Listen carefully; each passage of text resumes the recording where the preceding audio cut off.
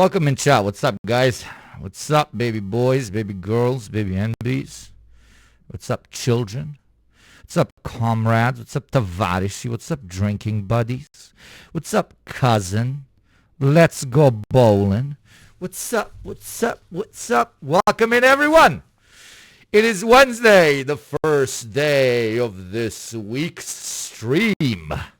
And it is your boy Yugopnik coming in exactly 6:10 to cover the slow unraveling of the world order, of Western hegemony, of the West-West alliance. But before we talk about the girls breaking up, yas, before we drop the tea on Davos, I want to know, did anyone die since the last stream?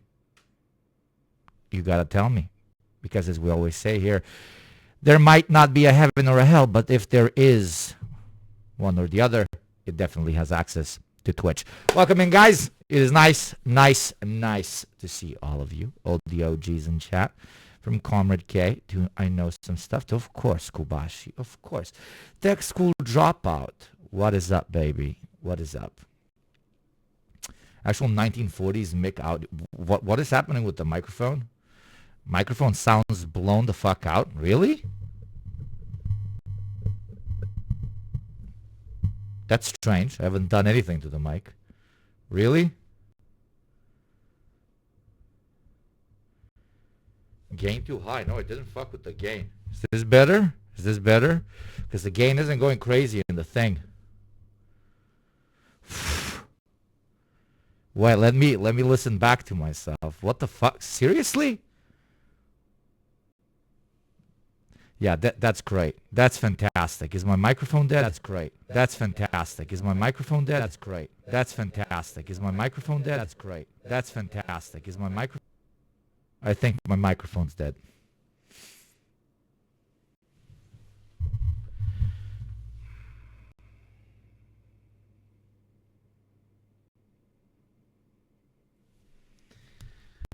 Yeah, that sounds like a hardware problem.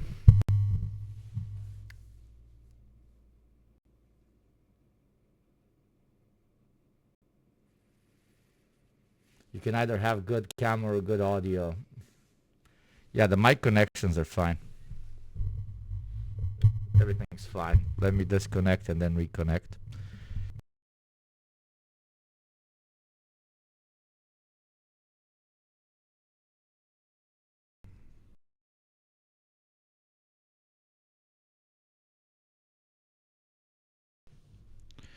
One, two, three, four, five, six, seven. 6, 7. 6, 7. 6, 7. 6, 7. 6, 7, 6, 7, 6, 7, 6, 7. 6, 7, 6, 7. Is it better? 1, 2, 3, 5, 6, 7. Is it better? Oh my god, I almost shot bricks. I almost rage quit. Son of a bitch. Okay. I guess plugging it out and plugging it back in works. Subscribe. I need a new microphone. You need to subscribe right now. We need to gamba and we need to buy. I need to have at least 5 microphones here, okay? I need to have 20 microphones. I need to change them, okay? Like a condom whenever I don't feel like using it anymore. Do you understand me? Told you it was the connection. But it's strange. I haven't touched anything. Like my setup hasn't been moved since the last stream. So it is weird. Anyways, your formal Yugopnik is back. It is very nice to see all of you. Thank you for your patience with that slight technological delay. We are going straight to Davos, where the world's second most important people in the world are meeting, the politicians. In the shadow, behind the politicians, the corporate overlords are also scheming and rubbing their hands. Let us see all the drama coming to us from this peaceful little Swiss village. The first topic of the day will be Trump's speech that went crazy, made everybody go fucking cuckoo, that finished literally 1 hour ago. Let's go through some of its segments, starting out with his perspective on Greenland and take it from there. As always, thank you everyone for helping me buy the camera. If you want to support the show, allow it to grow, please do consider subscribing. It is the beginning of the new week. All the tax payments have been reset back to zero, and it is time for you, developing world chatter, developed world chatter, developed world minority chatter, to appropriately pay your taxes and make this particular number go up. Today you will see an insane drop in subs, by the way. So if we want to keep this nice and above 3,000, we definitely should gamba. And you are basically competing against time when it comes to hitting the goal, because the subscription numbers are going to be dropping like crazy, because last month on the 21st, we were gambling like crazy as well. So now you are fighting with last month's gamblers, and you got to prove that you're far more degenerate than they ever were. That's the main pitch. My English is hopefully going to improve slightly. What's up, little bear? You have to watch the whole Trump speech. It was actually so fucking insanely funny. I was losing my mind. That's my plan. Let's get into it. Let's dissect it.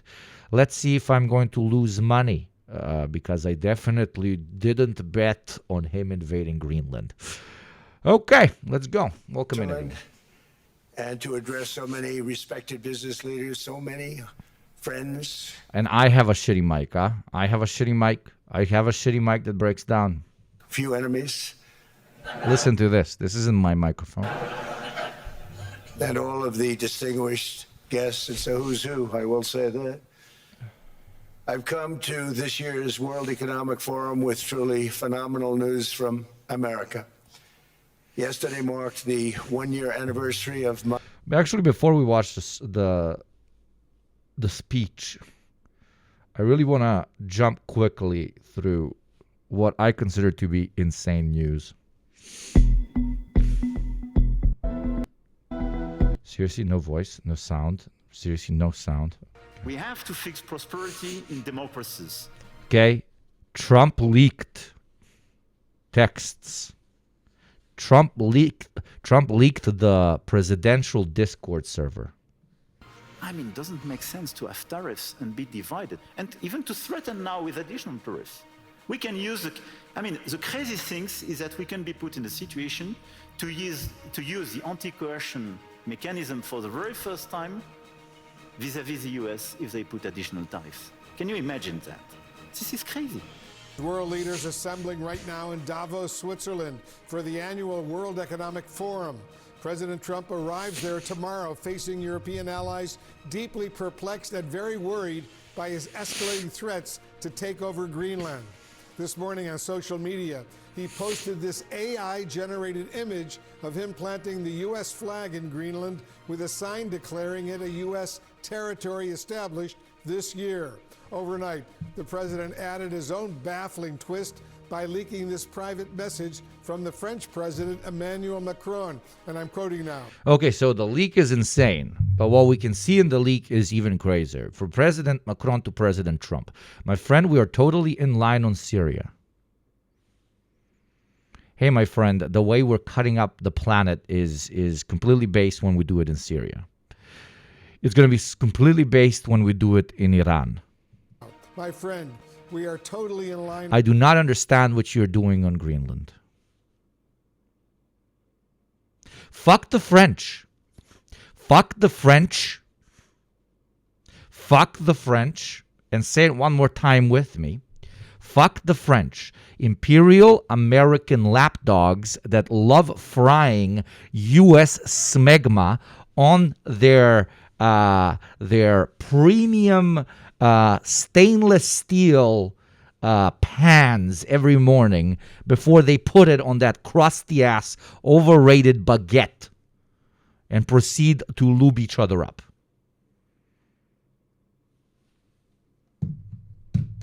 Time for the imperial boomerang to come back home. And before it comes back to Washington, it will come back to London. It will come back to Paris. It will come back to Berlin. It will come back to Rome. And we will not feel bad for you. Not only because you have participated in the imperial plunder of the global South for half a fucking century in this post-World War II section setup, and for centuries upon centuries in the previous classic colonial setup, we will not only not forget what you have done because of all of that, but we will also point and laugh at your immense cuckoldry when it comes to your relationship to your previous overlord, dispersing with you as if you were used panties after a period. Okay? Not only have you rejected learning anything, you are fully dedicating yourself to someone who is treating you with minus 500 respect. It is pathetic. You have no sovereignty and you do not deserve it. So enjoy the shit you've cooked for yourself for decades upon decades upon decades.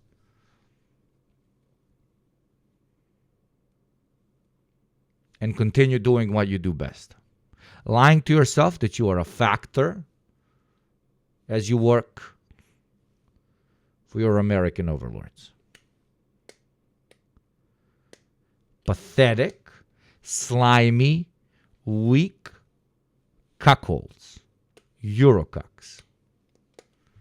On Syria, we can do great things on Iran. I do not understand what you are doing on Greenland, end quote. And just a short time ago at the forum, Macron criticized President Trump's... Thank you very much, Pixarino, for the 18 months. Thank you very much for that subscription. Make Numba go up, subscribe. Policies, listen. Without collective governance, cooperation gives way to relentless competition. Competition from the United States of America through trade agreements that undermine our export interests, demand maximum... You do not share the same interest as the United States of America anymore. Europe shared common interest with the United States because the booty of imperialism was big enough, pun intended, for many to share. It is no longer big enough. The United States has a main competitor in the People's Republic of China, and the world has developed past the need to be hyper-consumed through very cheap resource exports with no expertise in actually processing said resources. The world no longer wants to be a cheap outsourcing destination of the United States of America. And the military of multiple large regional players has said no to following through on American long-term foreign policy. Therefore, America can no longer pay their little goons, yes, I said goons, their little European goons. It can no longer pay them as much as it has paid them in the past. And the Europeans need to recognize that this sinking ship will cannibalize its own children before it admits to its own sinking. You are the children. You must escape the home and create something independent, something neutral, something that has nothing to do with either the East or the West. A truly independent European project. Wonderful, a new child soldier. And the longer you stay as little small ships next to the big sinking one, the less time you will have to get the fuck out before the current made by this massive monstrosity going under pulls you all in with it. It is as simple as that. The old world order is over. Massive respect to the Canadians for having the audacity to say so. It's time you admit it to yourselves as well. Because history will not forget you. The European electorate will not forget you. No one will. Thank you, Rigons, for the 4 months. Thank you very much. My inauguration, and today, after 12 months back. Okay, I don't want to. This is.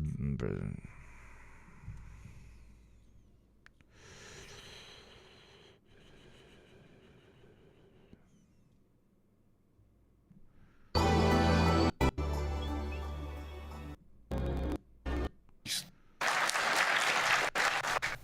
great to be back in beautiful Davos, Switzerland, and to address so many respected business leaders, so many friends, few enemies, and all of the distinguished guests. It's a who's who, I will say that. I've come to this year's World Economic Forum with truly phenomenal news from America. Yesterday marked the one-year anniversary of my inauguration, and today, after 12 months back in the White House, our economy is booming, growth is exploding, productivity is surging, investment is soaring, incomes are rising, inflation has been defeated, our previously open and dangerous border is closed and virtually impenetrable, and the United States is in the midst of the fastest and most dramatic economic. Does it count for the Eastern Eurocucks as well? Of course it does. Eastern Eurocucks are cucked to Western Eurocucks that are cucked to Americucks. Okay? It's a cuckoldry snake eating its own ass type of experience, my friends. The only way to break it is for somebody to proverbially unlink from this eternal American gangbang that we've committed ourselves onto. Turnaround in our country's history. Under the Biden administration, America was plagued by the nightmare of stagflation, meaning low growth, and high inflation, a recipe for misery, failure, and decline. But now, after just 1 year of my policies, we are witnessing the exact opposite. Virtually no inflation and extraordinarily high economic growth. Growth like I believe you'll see very shortly our country has never seen before, perhaps no country has ever seen before. Over the past 3 months, core inflation has been just... Meanwhile, the People's Republic of China is quiet. Look at this. Is quiet. Is doing its shit. It's planning. It's sending fucking satellites into space that catch sun energy beams and then throw them back. They're irrigating motherfucking deserts. They're dedicating themselves to do nothing win policy. Wonderful. And on the other side of the world, the decaying empire has a clown man from reality TV coming on to the World Economic Forum and starting his conversation about the state of the world with lies about the state of his own economy. It is cheap writing. By God, I hope he forgives me. It is exceptionally cheap writing. It is cliche. I feel like if everything is predestined and if the Lord truly exists, he is exceptionally bored. Because all of this is so absurdly transparent. 1.6%. Meanwhile, fourth quarter growth is projected to be 5.4%, far greater than anybody other than myself and a few others had predicted. Since the election, the stock market has set 52 all-time high records. So that's in 1 year. Is there anyone at Davos that doesn't see directly through this as lies? No, my friend. Most people there have to cope with believing in these lies because they do not see any potential alternative. They are either too racist to look at the East, they are too politically illiterate to concentrate on their own sovereignty and potential neutrality against both the East and the West, or what is the biggest case of most political analysts, think tankers, even journalists, and political figures from the European Union that are currently in Davos, they are bought off by the Americans. They're just bought. That's it. We call it APAC. Not APAC, but just APAC. The way Israel lobbies in the United States of America, take that, now make it times 500. And that is the American lobby in the European Union. And then on top of that, understand that military logistics, corporate interest, trade routes, everything has been so carefully drawn by the Americans when it comes to, Europe's military output and economic output, that it does sometimes seem borderline impossible when it comes to considering decoupling from the American, not big brother, but the American micro colonizer. Year, 52 records, adding $9 trillion in value to retirement accounts, 401ks, and people's savings. People are doing very well. They're very happy with me. Since my inauguration, we've lifted more than 1.2 million people off of food stamps, and after 4 years, I love how we lift people out of poverty by making poverty illegal.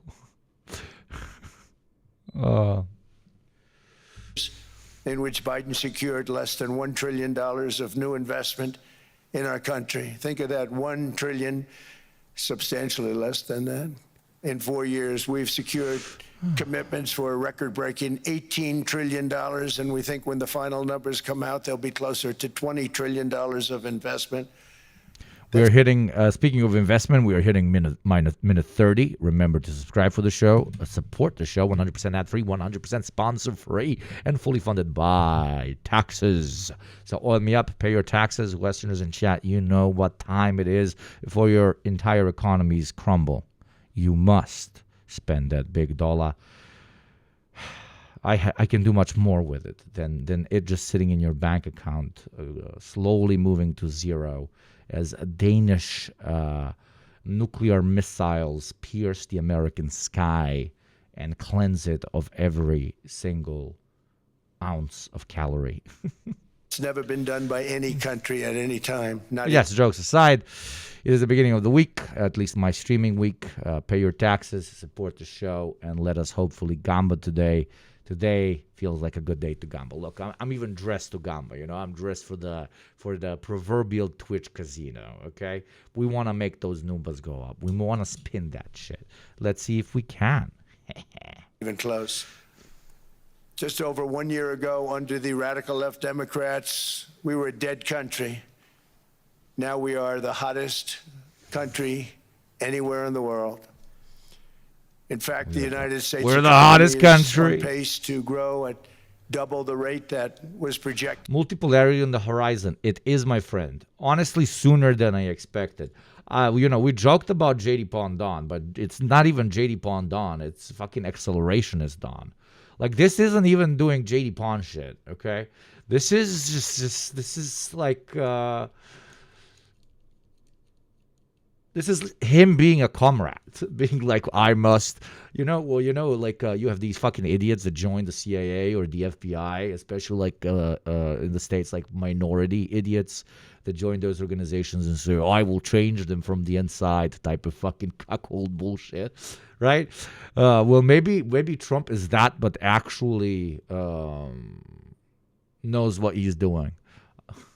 He talked to his wife. His wife told him about the horrors of the Balkanization of Yugoslavia and how it was indirectly done by the United States of America. And he said, we must destroy this imperial parasite on our planet and species.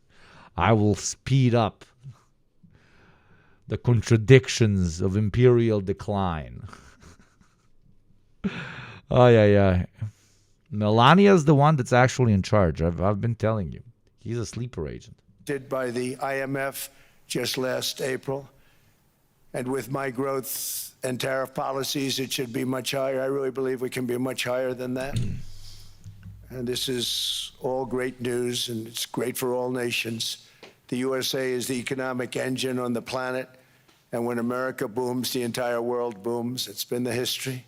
When it goes bad, it goes bad. You all follow us down, and you follow us up, and we're at a point that I don't believe we've ever been. I never thought we could do it this quickly. My biggest surprise is I thought it would take more than a year, maybe like a year and 1 month. But it's happened very quickly. This afternoon, I want to discuss how we have achieved this economic miracle, how we intend to raise living standards for our citizens to levels never seen before, and perhaps how you too and the places where you come from can do much better by following what we're doing, because certain places in Europe are not even recognizable, frankly, anymore. They're not recognizable. And we can argue about it, but there's no argument. Friends come back from different places. I don't want to insult anybody, and say, I don't recognize it. And that's not in a positive way. That's in a very negative way.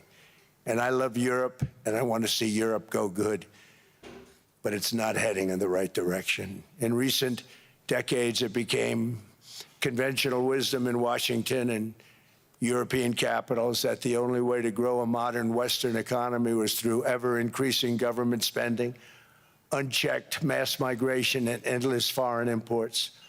The consensus was that so-called dirty jobs and heavy industry should be sent elsewhere, that affordable energy should be replaced by the Green New Scam, and that countries could be propped up by importing new and entirely different populations from faraway lands. This was the path that sleepy Joe Biden administration and many other Western governments very foolishly followed, turning their backs on everything that makes nations rich and powerful and strong. A new child soldier. And there's so much potential in so many nations. The result was record budget and trade deficits and a growing sovereign deficit driven by the largest wave of mass migration in human history. We've never seen anything like it. Quite frankly, many parts of our world are being destroyed before our very eyes, and the leaders don't even understand what's happening. And the ones that do understand aren't doing anything about it. Virtually all of the so-called experts predicted my plans to end this failed model would trigger a global recession and runaway inflation. But we have...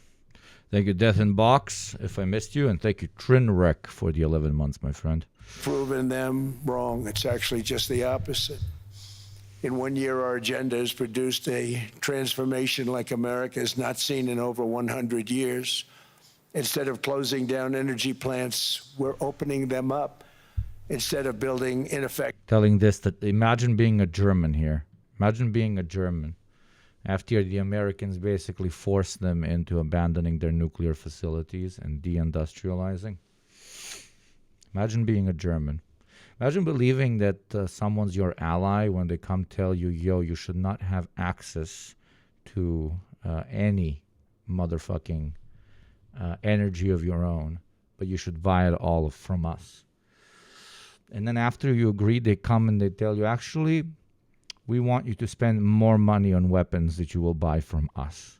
Increase it by 5% of your GDP right now. Do it right now. And then a couple of weeks later, they come and they tell you, you know how you have a very close ally, Denmark, where we're going to take some of its territory. We're threatening you with violence, and we're going to take that territory. Why are you going to take that territory, sir? A new child soldier, subscriber. Because otherwise someone else is going to take it. I will protect your territory by taking your territory. Donald Trump, circa 2026, make it make sense. And then you have people like Macron, okay, the victim of pedophilia, literally a pedo baby, Macron, a pedo baby, calling up Trump and sissying himself out by saying, yo, man, we'll coup whoever you want us to coup. Just please, bro, please don't coup us.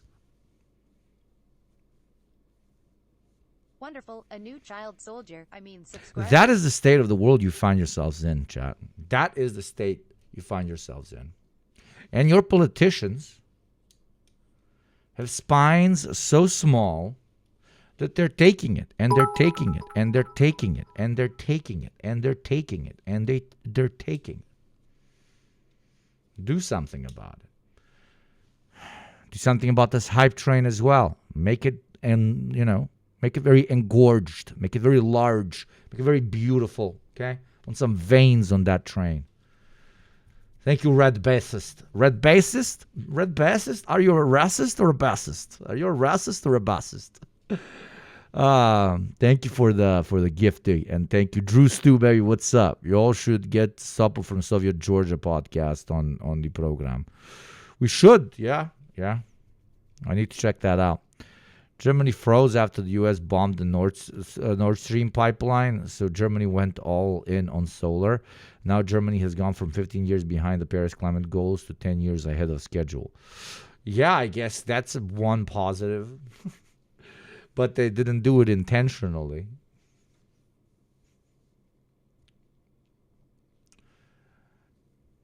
Having your energy industry sabotaged into being eco-friendly. I guess we should hope that should be China's foreign policy down the line. Green energy imperialism. We will bomb you unless you reach your targets for the Paris Climate Accords. Green imperialism. I would be its staunch supporter. We will shoot 30% of your population unless you go green.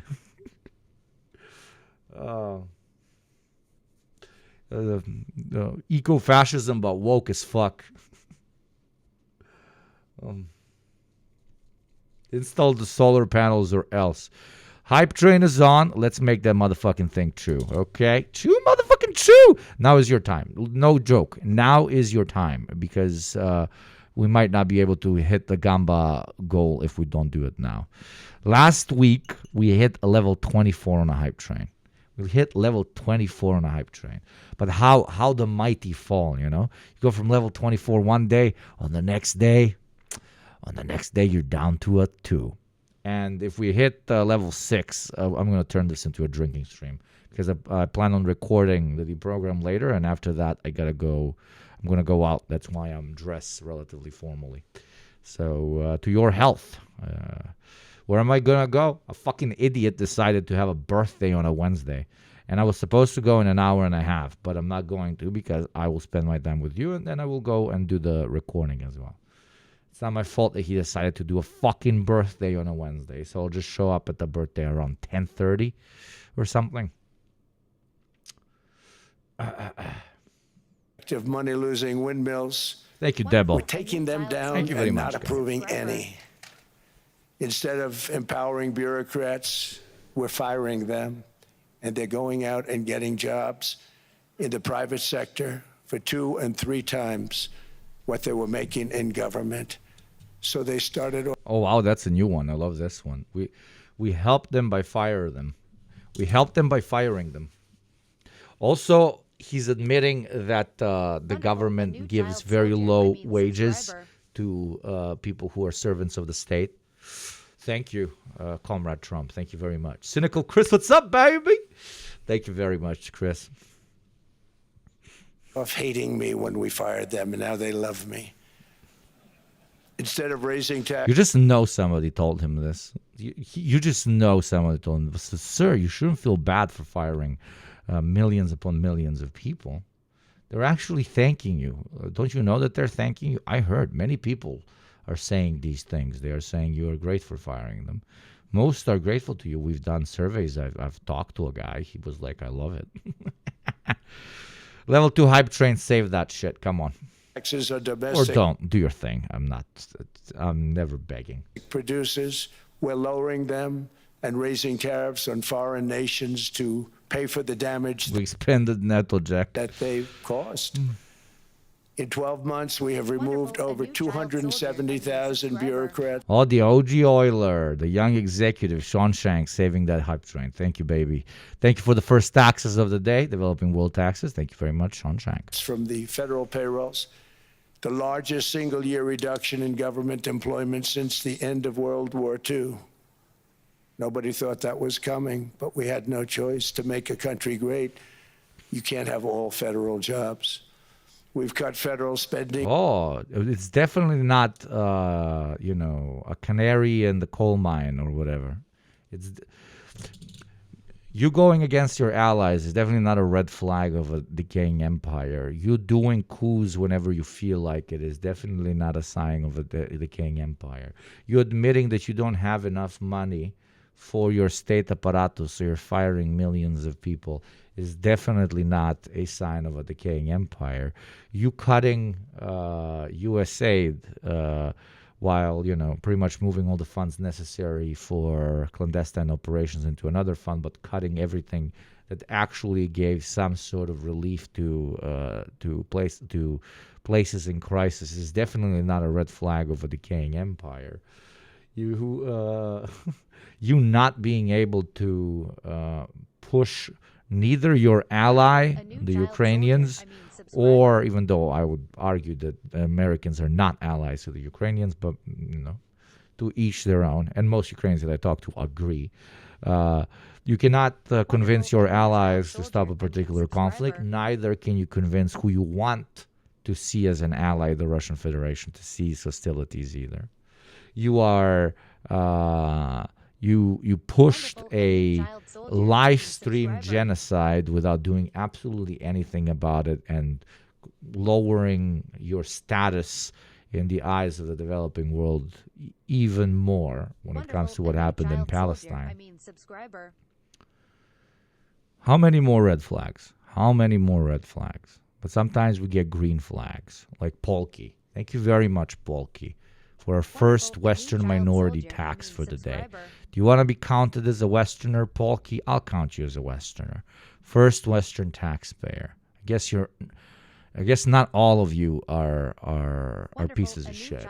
Thank you, Polky. Polky, do you want to be in the Western count, or are you developing world? Never actually asked you, Polky. I should have asked you. It's very rude of me not to. Crazy hamburger! Crazy hamburger! By $100 billion and slash the federal budget deficit by 27% in the single year. It's going to go down quite a bit more from that. Driving inflation way down from the record highs of the Biden administration. Every month they went up and up and up. Next channel goal, IRL stream setup, upgrade audio equipment, upgrade computer screens. I got the computer screens and the audio equipment, and except for the glitch was shitty. You want an IRL setup, but I wear a mask. I don't know how I would do an IRL stream. I always wanted to do IRL streams because I do so much IRL shit. I'm the most grass-touching fucking Twitch streamer that has ever lived, but I don't, I gotta walk around with this fucking thing. You know what would have been cool? I checked if it's doable. It's not really doable yet. But you know those glasses that have a camera on them? The little glassy things? Well, I thought, I checked whether they can be connected to a live stream session. So I could just wear a COVID mask and wear that shit on my actual head. And we could go and do some... go live through some crazy adventures out in the Balkans, take you with me, but they don't,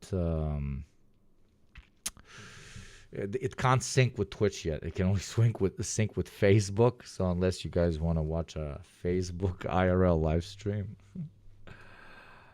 Thank you, Xi Jinping, for the 2 gifties. Thank you very much, my friend. The Meta glasses, yeah, or any sort of other alternative. That would be cool. I would love to POV stream, if that makes sense.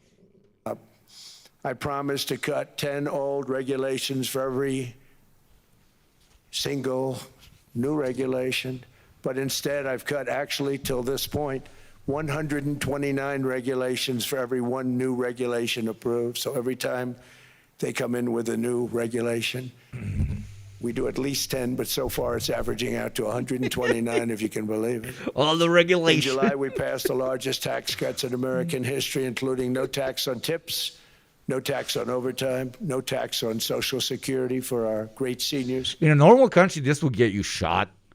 Like you saying, we did like crazy tax cuts. To me, saying that should be the same as saying we fucked a lot of children. We fingered a lot of babies. We also provided How that does not provoke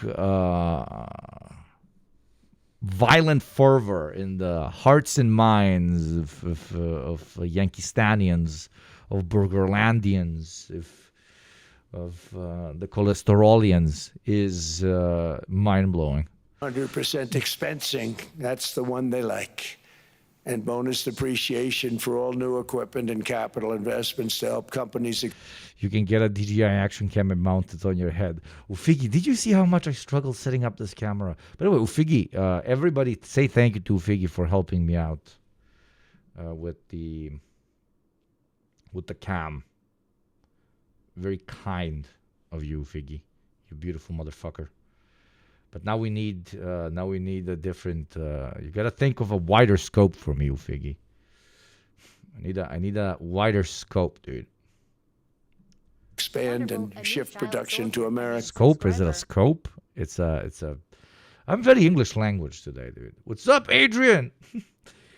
Thank you, F916253. The greatest name the chat has ever seen. Okay. We know wide angle. We need a wide angle. I want you guys seeing like this. Right?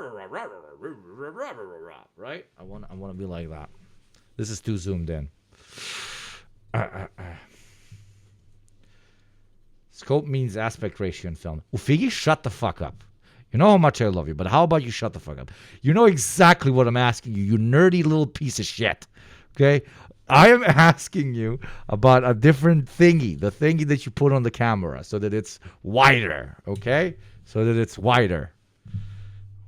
Okay? Motherfucker. Lens, thank you, Cuphead. You see how fucking amazing Cuphead is? Cuphead understands I'm a fucking imbecile. But she just comes and she tells me what I need to hear. Ufigi's like, ooh, I want to teach you something. I want to teach you shit. I am literally 54 years old. How the fuck am I supposed to learn new things? I am 63. Have you ever seen anybody at the age of 63 learning anything new? I'm literally 68. I'm about to die any moment now. You want me to think about lenses? What's up, Barry? 30 seconds of the hype train. You're going to leave this old man who's about to die any moment now with a level 6, not even a level 7 or 8. I'm literally about to die. Am I about to die with a level 6? Oh, this might be the nastiest grift thing I've done in a while. Thank you, Abishi. Yo, taxes. Abishi always pays their taxes. Thank you very much. I'm literally ancient. I'm a vampire from the Masquerade games. Ah!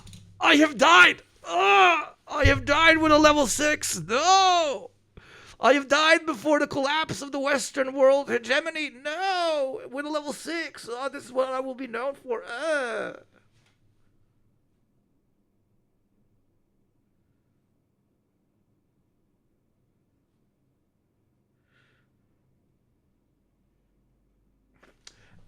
The bit is funny when you then subscribe. Like, if you subscribe, then the bit would be funny. Because I would be like, oh, the subscription has brought me back to life. Thank you. You know, so do the bit. Okay, now I'm dead. Like, oh, no, what could save me right now? Whoa. Could anything lift me back from the dead? I wonder what could lift me back from the dead in this metaphor. Oh. Juče necromancy. Juče subscripcji. Oh, Abishi! Oh, I am alive! Oh, that was the dumbest sketch I've ever done. I apologize to everyone, but I thank Abishi. Best acting I've seen in decades. No, that probably goes to your girlfriend. When she, in bed, You know. I'm sorry, Elkanisa. That was just a piece of shit thing to say. You're probably a lovely person. What the fuck? Why did I do... And the 2026 Oscar goes to all women that have to have sex with men. Imagine having sex with Gal Gadot. I am about to come, Hugo. Oh, I am about to orgasm. Well, sorry, can't relate. Yeah, you got to rub it in, don't you? Pun intended. I didn't even want to do it as a pun. Okay, I'm on my chud arc today. Today you get Yugo chud, okay? uh, I just told a lesbian person that told me I can't relate about what we were talking about earlier. I looked at that comment and I told her, yeah, you gotta rub it in. God damn it, dude. Are so in love Enough to fill the Nile. with that. They build a plant, they're able to deduct it immediately, the whole thing, rather than waiting 38 to 41 I'm sorry, Hot years Sauce. in the old days. That was fucking This weird. is a miracle taking place. Nobody thought it would ever be done by any country, but it's done by us. It was what made my first term the most successful 4-year term that we've ever had from a financial standpoint. And now we've upped it. This is a 10-year program, not a 1-year program. But you're allowed to deduct everything in 1 year. It used to be 38 to 41 years. With tariffs, we've radically reduced our ballooning trade deficit, which was the largest in world history. We were losing more than $1 trillion every single year, and it was just wasted. It was going to waste. But in 1 year, I slashed our monthly trade deficit by a staggering 77%. 77%. And all of this with no inflation, something everyone said could not be done. There were a couple of... Sir, we need you to talk about your relationship to the G7 countries.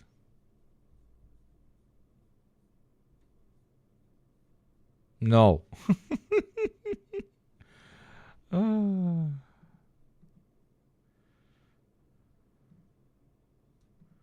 But I watched him sort of be tough. But he was at $10 for a pill.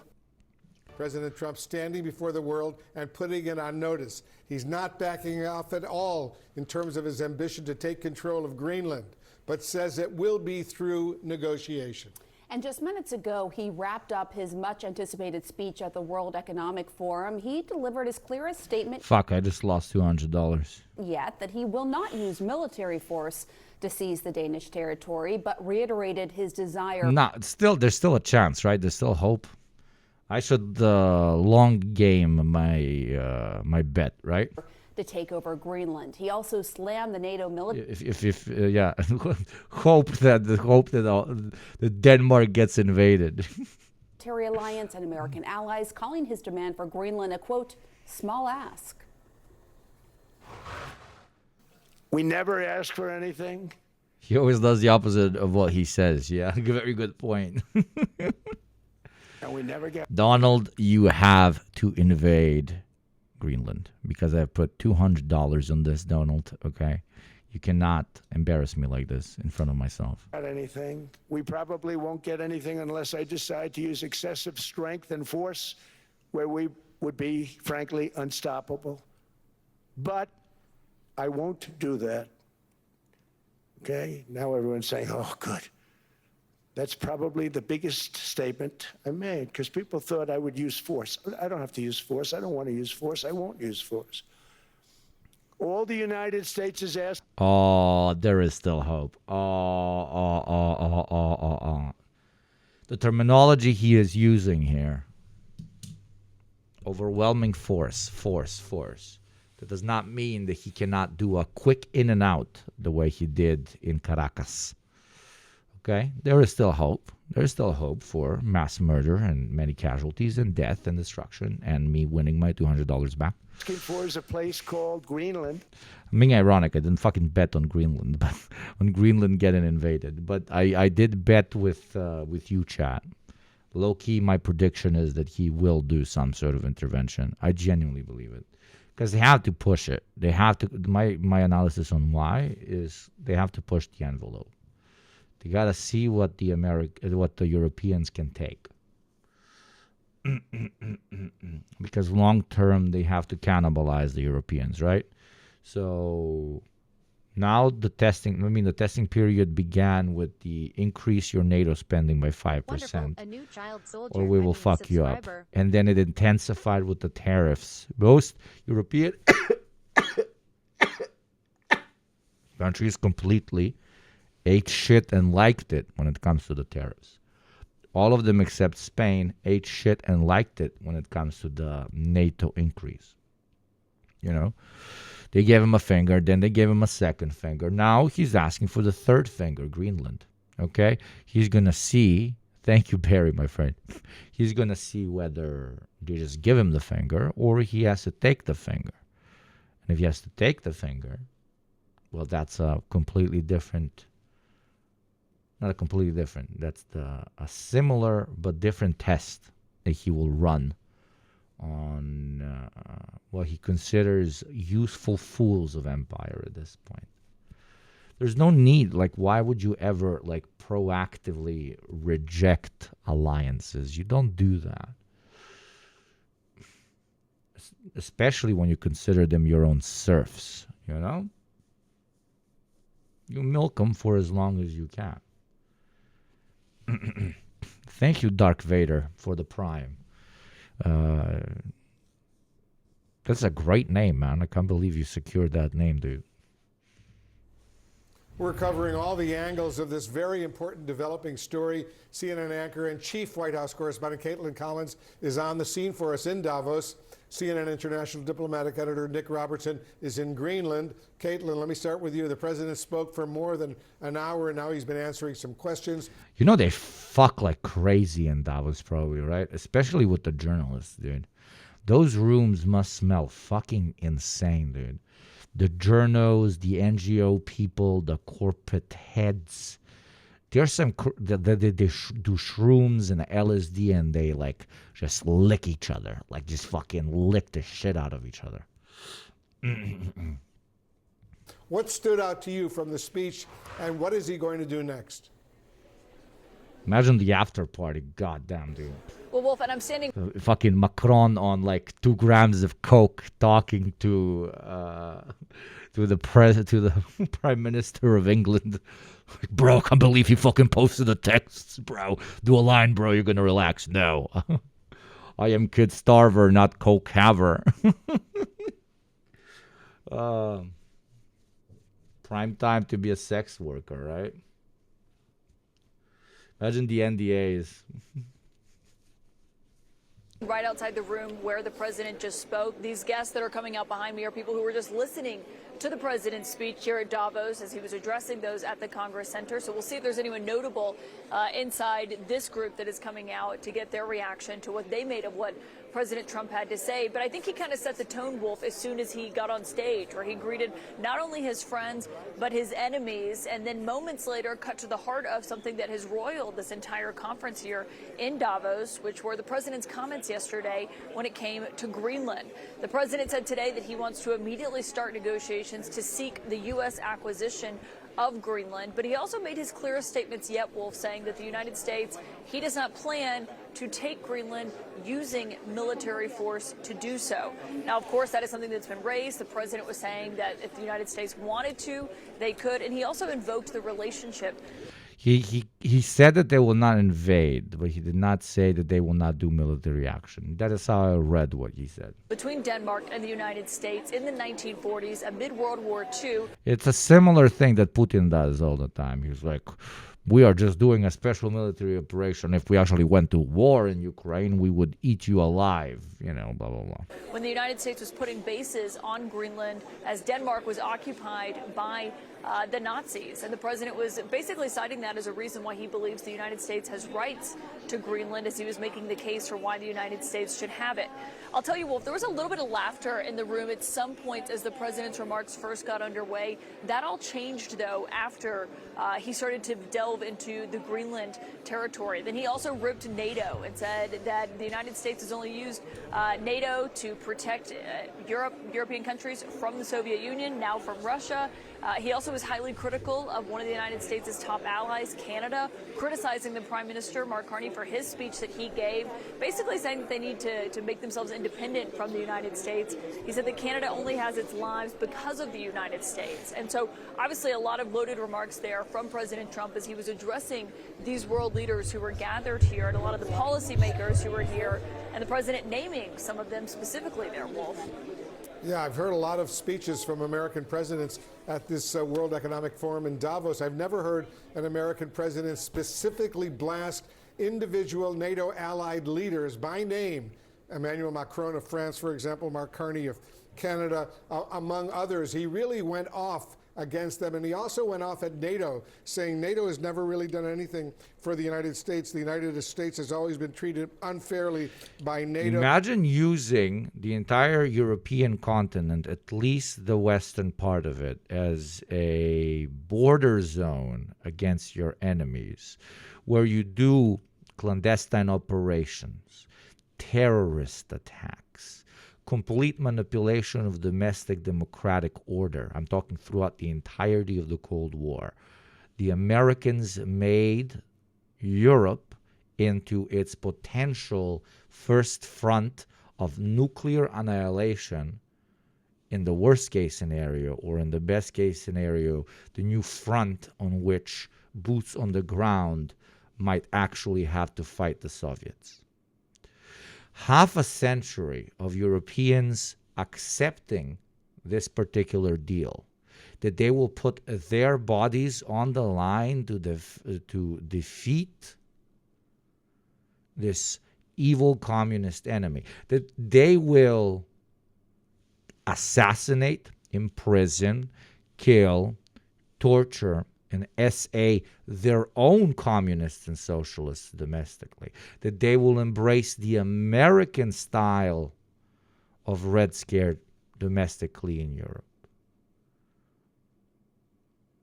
Putting their people's lives, their sovereignty, as a shield against the evil onslaught of the USSR.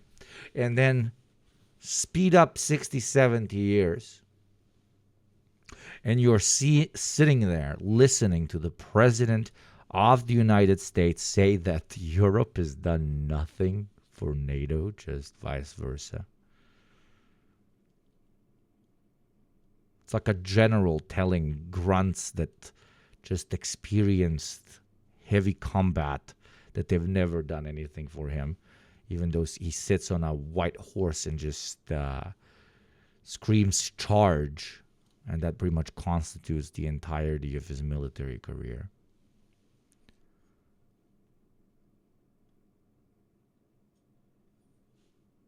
The embarrassment every European should feel, the betrayal every European should feel. I would love to be proved wrong, but it appears that the Europeans have forgotten this very pride that they love to parade around when they're talking about Arabs and Asians and Muslims and Slavs, etc., etc. You love being proud about your beautiful garden against the jungle of the East. Well, what about the jungle of the West? Huh? What about the jungle of the West, my dear European compatriots? Where is that pride now? Where is Western culture now? Where is white pride? Yes, I'll say it now, motherfucker. The most intermixed country on planet Earth, the United States of America, is pissing down your Aryan throats, and you gargle. That's the only thing you do. You gargle. And sometimes even ask for more. The literal race mixers are your bosses. And you applaud in the ADF, in British Reform, in whatever the fucking name the far-right party in France under that criminal lady was. Where's your white power, bro? Where's your Europe for Europeans?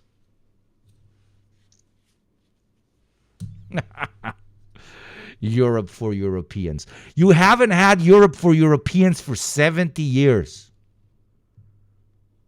American lapdogs. But at least you were getting something in return.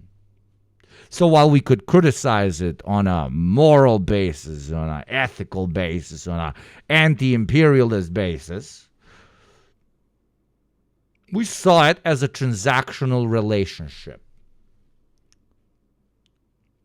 America says jump, you get a treat. Now you no longer receive treats. Why the fuck are you still jumping? Why the fuck are you still jumping?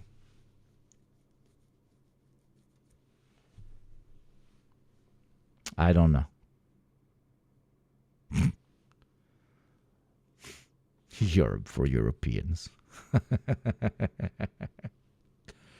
How about you take that energy that you have when you shoot fucking Syrian children over in Greece and Italy that are trying to get over here on boats and make something out of their lives, and you direct it at a country that basically turned yours into McDonald's, H&M, and fucking Deloitte. Patriots. Patriots. Fucking funny. And then he said Denmark cannot really ensure the security of Greenland because it simply can't. He was very critical of all these NATO allies. I've never heard a president speak at Davos along those kinds of lines. It was pretty significant, Pamela. And it was. And of course, he didn't mention the fact that the only time Article 5 was invoked was after 9/11 and the war on terror. And reminder, we have hit the first hour. We have hit the first hour of Davos. To subscribe to the show, look, I put on my Davos clothing for you and so on. Support the show. Get us closer to potentially doing beautiful, beautiful gamba. Pay your taxes, especially if you're a Westerner. So you can show us that there's some good Westerners out there. Exclamation point tax if you want to see the rules. Or if you're from the developing world. By the way, my Twitch agent told me that for the size of our show, we are the most international show he's ever seen. He says that I have subscribers from over 20 different countries. I'm not kidding. I'm very serious. I can show you a screenshot at some point. Just got to remove my email and stuff. So I call upon the developing world chatters to send me their beautiful taxes, which will show the Western chatters that it is actually you guys that uphold not half, but the entirety of the sky of this stream. That's how you invest in this show. You can see that I reinvest constantly, not only in the show, but in other projects. Now we have a producer that's taking 10% of everything that we make here, and so on. We have no ads. We have no sponsors. We never will have ads or sponsors unless it's something hyper ironic for a sponsorship or whatever. And we're also the only place on Twitch that can actually give you a degenerate, ethical, socialist gambling experience. All of that together, I believe, should be a very decent pitch for supporting the show. Subscribing yourself, oiling me up, paying your taxes, or whatever other shape or form you'd like. And if you're thinking, okay, but like, what kind of reinvestment have you done to the show? Well, look at this. Look at this. Look. Ooh. Incredible. Technologia. And not only that, I'm starting a new, very large project. It's going to, I cannot say what it is. It's going to be with two creators that you probably know, but that I have not worked with before. It will be a big surprise. Will be pretty, I think it will work out really well. That requires investment and obviously the deprogram and many other stuff that we do. So, yeah. Don't look at it as an investment, I guess. Feel like a capitalist. Pat yourself on the back. Technologia. I am now big technologia. Better than the slur tier list. It was not a slur tier list. The fuck are you? Oh, Lord. Yeah, YouTube I will do from time to time, but YouTube is a dog shit platform, and I don't want to waste my time on it, to be perfectly honest. It is no longer for the type of agitation I want to do. it no longer seems like a practical medium for political education for me. It motivates algorithmic clout chasing and demotivates originality or like properly educational content. So I see too many contradictions for long-term sustainability over on YouTube. I think we should make long-form shows, very long-form shows. Call it podcasts or articles or RSS feeds, stuff like that, or streams where the experience is one-on-one. Wonderful, a new And child though it's 1 on soldier, a new 500, subscriber. during the weekends 1 on 1,000, but it's still relatively one-on-one. I think it's better. At least that is my pitch for my career trajectory. Tell me if you agree or disagree, genuinely. Thank you, J-Romag, for the 6 months. I will count that as a tax. You paid 6 months immediately with your first one. I'm counting that as a tax. Thank you for the developing world tax. Motherfucker said, I ain't giving 6 gift subs to nobody. I'm giving myself 6 subs. Kinda based, I gotta say.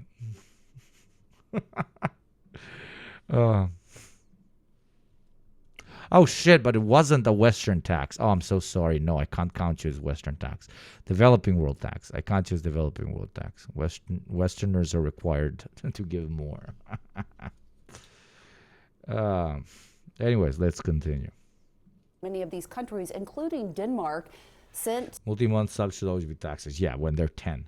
their soldiers in to fight, right? To fight on That's behalf the most Western way to pay your taxes, isn't it? of the American states in the war on terror in places like Afghanistan. In fact, Denmark is one of the highest per capita losses of soldiers. The video with Walmart where you said all the slurs was awesome. Okay, now you're just baiting me. It's good. I am getting very triggered, but In that war compared to other countries. So that context was missing when he said that NATO has never done anything for why are all the flags at half-mast? Did like a cop die or something? the United States. I want to bring in our Nick Robertson and hear what you thought about this speech and what are you hearing there on the ground in Greenland about it? Yeah, there's a lot to break down in there, isn't there? Because on the one hand, he's saying to the people of Greenland, I'm not going to invade you and take you by force. And I've talked to people here and they say, okay, that's something, but can we really trust this US president? I think trust is low there. But he's still saying a thing that all the people of Greenland, or the vast majority, are absolutely opposed to. He still wants to take control of Greenland immediately. You know what a principled response to him saying he is not going to take it by force? You know what a principled response to that should be? It should be, dear Mr. President, there is no other way you are ever receiving our territory. When he says that he's not going to do it by force, he considers you so weak that he believes that he can take it without using force. It is not something that should make you feel relieved. It is something that should make you reconsider the people you have in government in Denmark and in the European Union as a whole. Negotiations is what he's talking about. People here don't want that, so they're still living with a very real threat of something happening that is against their wishes. And then the other thing that people have told me here is, well, how much are the Europeans going to back us up? And this has sort of been a background concern that had been sort of put to one side, if you will, because the support coming from Europe had been very strong.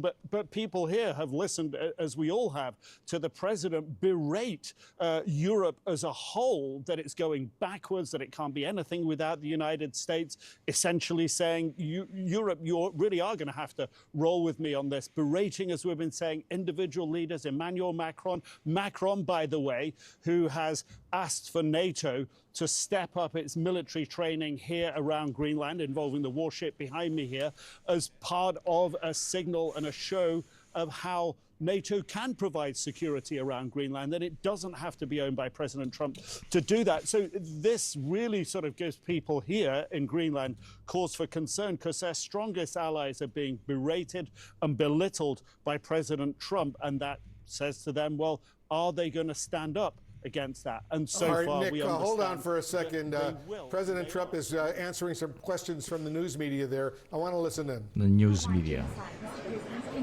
Well, we have seen the numbers, we've seen the records, and it is taking place. Mr. President, what do you think of Macron's proposal and negotiation freedom?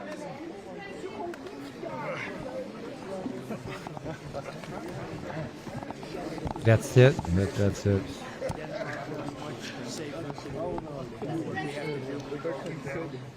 If they don't do it, you'll never have international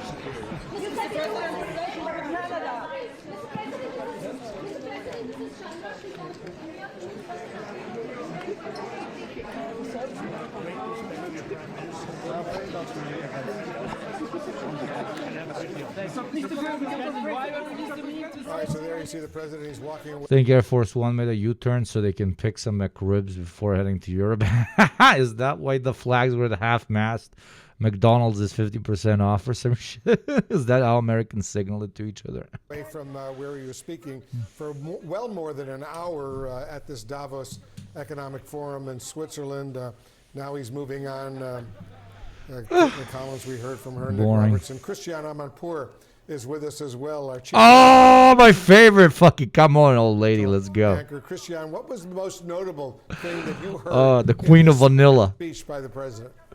Well, Wolf, Europe's biggest threat is China. as you know, Lady, let's go. you know, this was an hour and 12 minutes just about of the usual sort of Trumpian discourse, on script, off script, talking about all. Did Trump fold? No, he didn't. Or did he get convinced that he already owns Greenland and can just build the bases if he wants? No, he just believes that he can get it without using force because he thinks that the Europeans are that weak. And also he was probably consulted on with greater intensity about the, problematic direction NATO can take in case he actually uses violent force.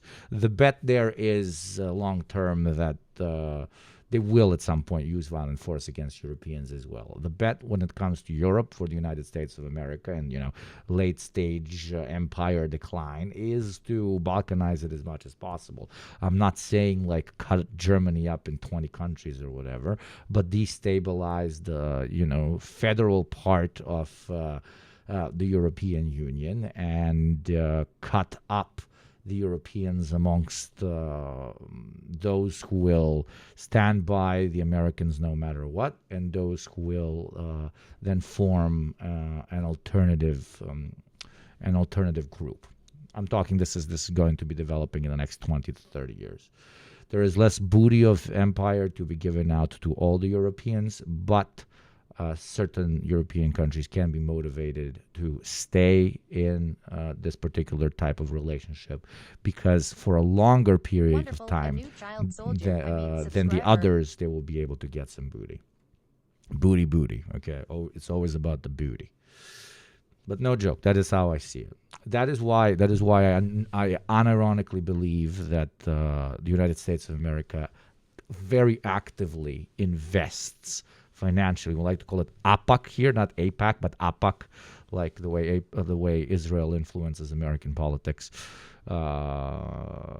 America influences European politics, but times 100,000, right? I genuinely think that the Americans heavily invest in Euroscepticism, heavily invest in European ideas of the nation state being far and above the idea of European federalism, etc., etc., etc.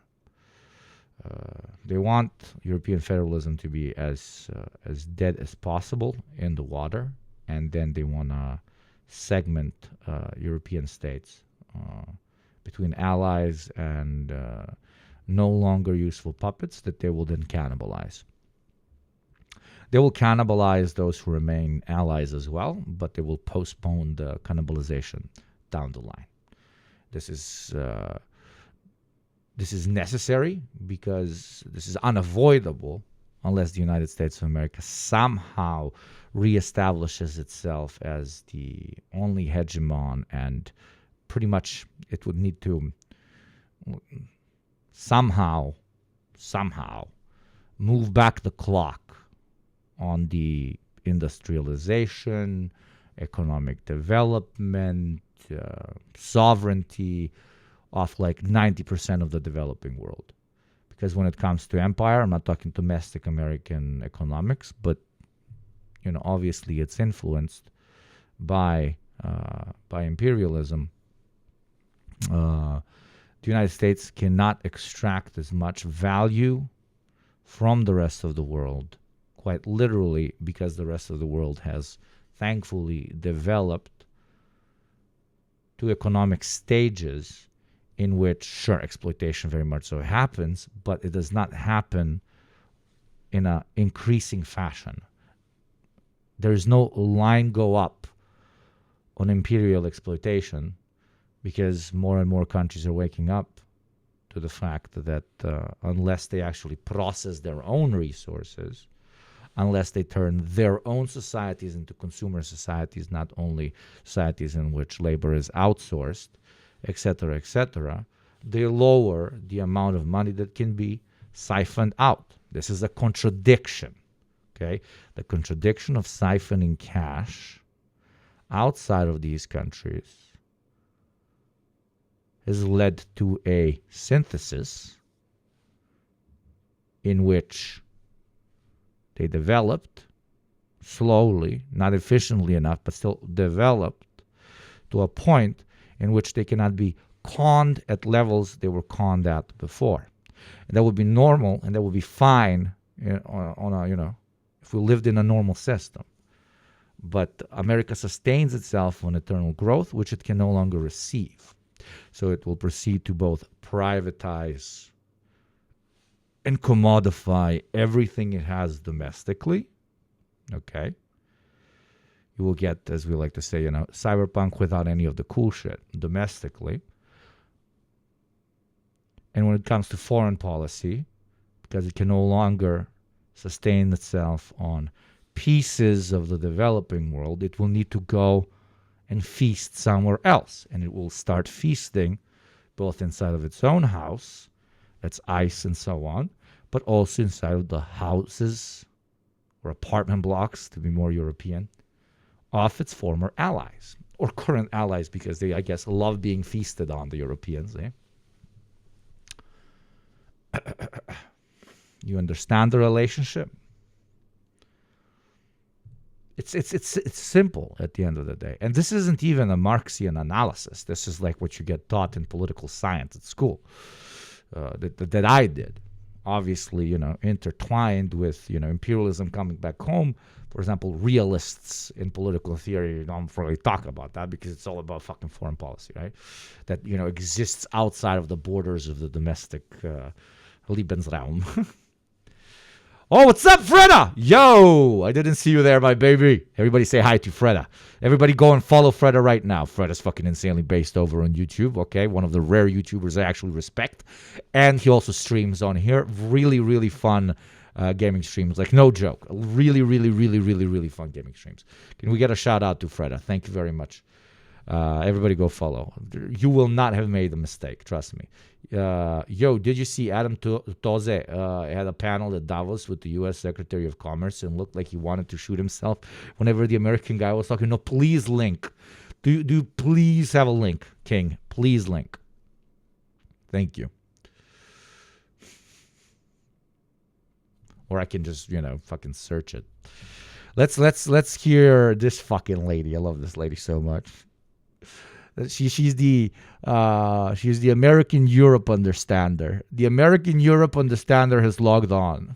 All sorts of different things, but clearly, as we all know, the biggest sigh of relief. 1 hour 30 minutes. I don't want to do the fucking.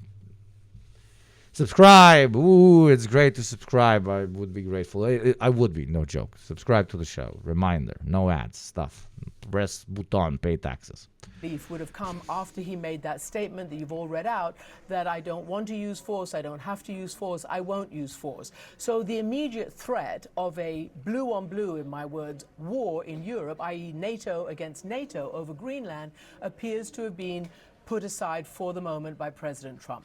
Now, the next thing is there going to be an economic war, because when he says, I want to start discussions with all our partners immediately on the acquisition of Greenland, that is a sort of a follow-up or a preamble to what he's already done, which is threatened economic tariffs on Britain and other European nations that doesn't want to go into this business of trying to offer Trump the issue of Greenland. So that he didn't mention tariffs in this speech. So is there going to be some kind of economic punishment towards those Europeans if they don't come up with the goods? And for his part, the goods mean giving us... Yes, there will be. Yes, there will be. He will not give up on this. I am putting my entire career on the line. He will not give up on this. Will he be successful in acquiring it? I'm not saying that he will be. I'm not saying that he won't be. But I'm putting all my money on him, very much so dedicating a very large chunk of his political project on this particular thing, okay? We'll be talking about this for a while to come. Or not, if the Americans just give in. Control of Greenland. You know, he distorted history a bit when he talked about owning Greenland back in the Second World War. It wasn't owning Greenland. It's very true that the Americans stepped up their military presence there and at the height of the Cold War. But it was always in treaty with Denmark, and that sort of, went its way when the Cold War ended. So yes, there are security issues. Christian, the Europeans want Christian, to make hold sure on for that a it's second. in I discussion. hate to interrupt, but Caitlin Collins got some news. Caitlin, you got a guest. Yeah, well, thank you so much for standing, obviously, outside the room. And I would love to know what you thought of the president's speech, given you are obviously a very prominent U.S. Policymaker. And what did you make of hearing it from the U.S. perspective, given so many of the European friends that are in the room? Shut the fuck up. Opa, dolazi Evropa. Sad će da nas biju sile svetske milicije. Why are you going to do solar and wind? Why would Europe agree to be net zero in 2030 when they don't make a battery? They don't make a battery, so if they go 2030, they are deciding to be subservient to China. China is so winning. Oh my God, teach your children Mandarin right now. Or traditional Chinese. Of thinking. It is completely different than the WEF. I viewed the WEF as not a flagpole in the middle, but in fact, they are the flag. Whichever way the wind blew, so it blew. You should have solar, you should have wind. Why are you going to do solar and wind? Why would Europe agree to be net zero in 2030 when they don't make... Because our planet is burning. A battery. They don't make... We should put our economic interests before the preservation of our planet. I am American. I love McDonald's fry. I love it. I love it. Cholesterol. My favorite drug, cholesterol, and burning planet down, I like very much. A battery. So if they go 2030, they are deciding to be subservient to China, who makes the batteries. Why would you do that? Why would the United States of America, which has... I guess they will not sell us the rope we will hang them with. They will hang themselves. Marx failed to consider, Lenin failed to consider that they don't sell you the rope. They just hang themselves. Hank the platypus, thank you very much for the 8 months.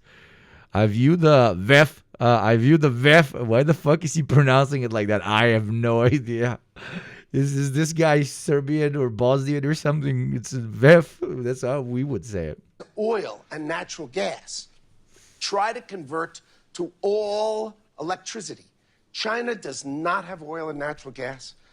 electricity and electric cars make perfect sense to them. Look at that. That is practical and logical. Of thinking, it is completely different than the WEF. I viewed the WEF as not a flagpole in the middle, but in fact, they are the... I need to change my job. Freda, yo, bro, are you still here? We gotta change jobs. We gotta change jobs. Because, I was thinking, like, the main thing that I want to do for the next, like, at least 15 years is agitate against American imperialism and American capitalism. But I don't think I'll have that job for 15 more years. I don't think it's going to live for that long. Like, what do we do if we win? There's no need for a communist propagandist anti-imperialist when we win. Like, you'll just send me to the farms, right? I'll just farm, or like maybe, I don't know, make ethical advertising for you guys for, what is it, for like socialist margarine or something.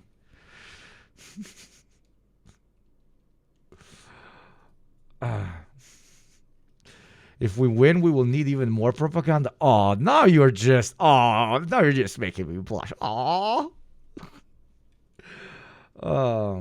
You'll just do agitprop for the state. Oh, you would have me? Oh.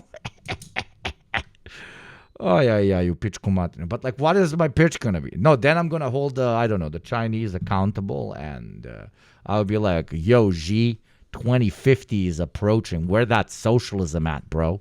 Where that renationalization at, bro? Where it at, bro? Bro, renationalize right now, bro. Where the fucking...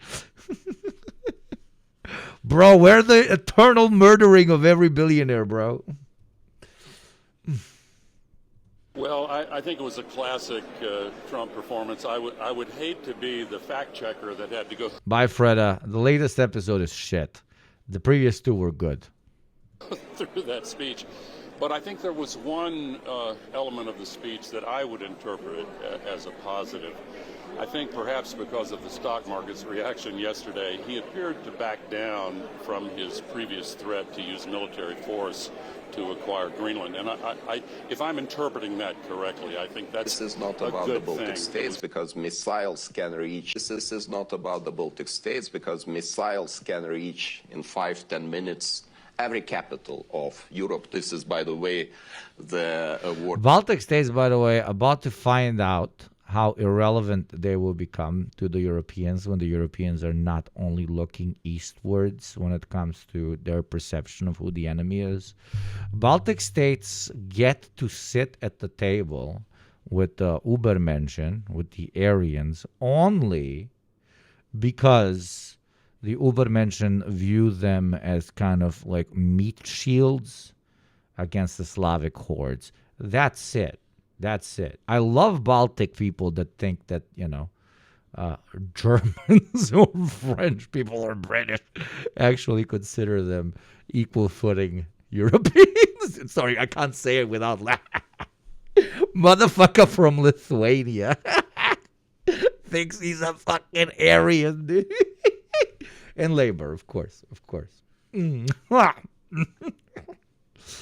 Oh, I'm sorry. Nothing funnier than Slavs or Baltics thinking that Europeans, the Western Europeans, consider them equal to that.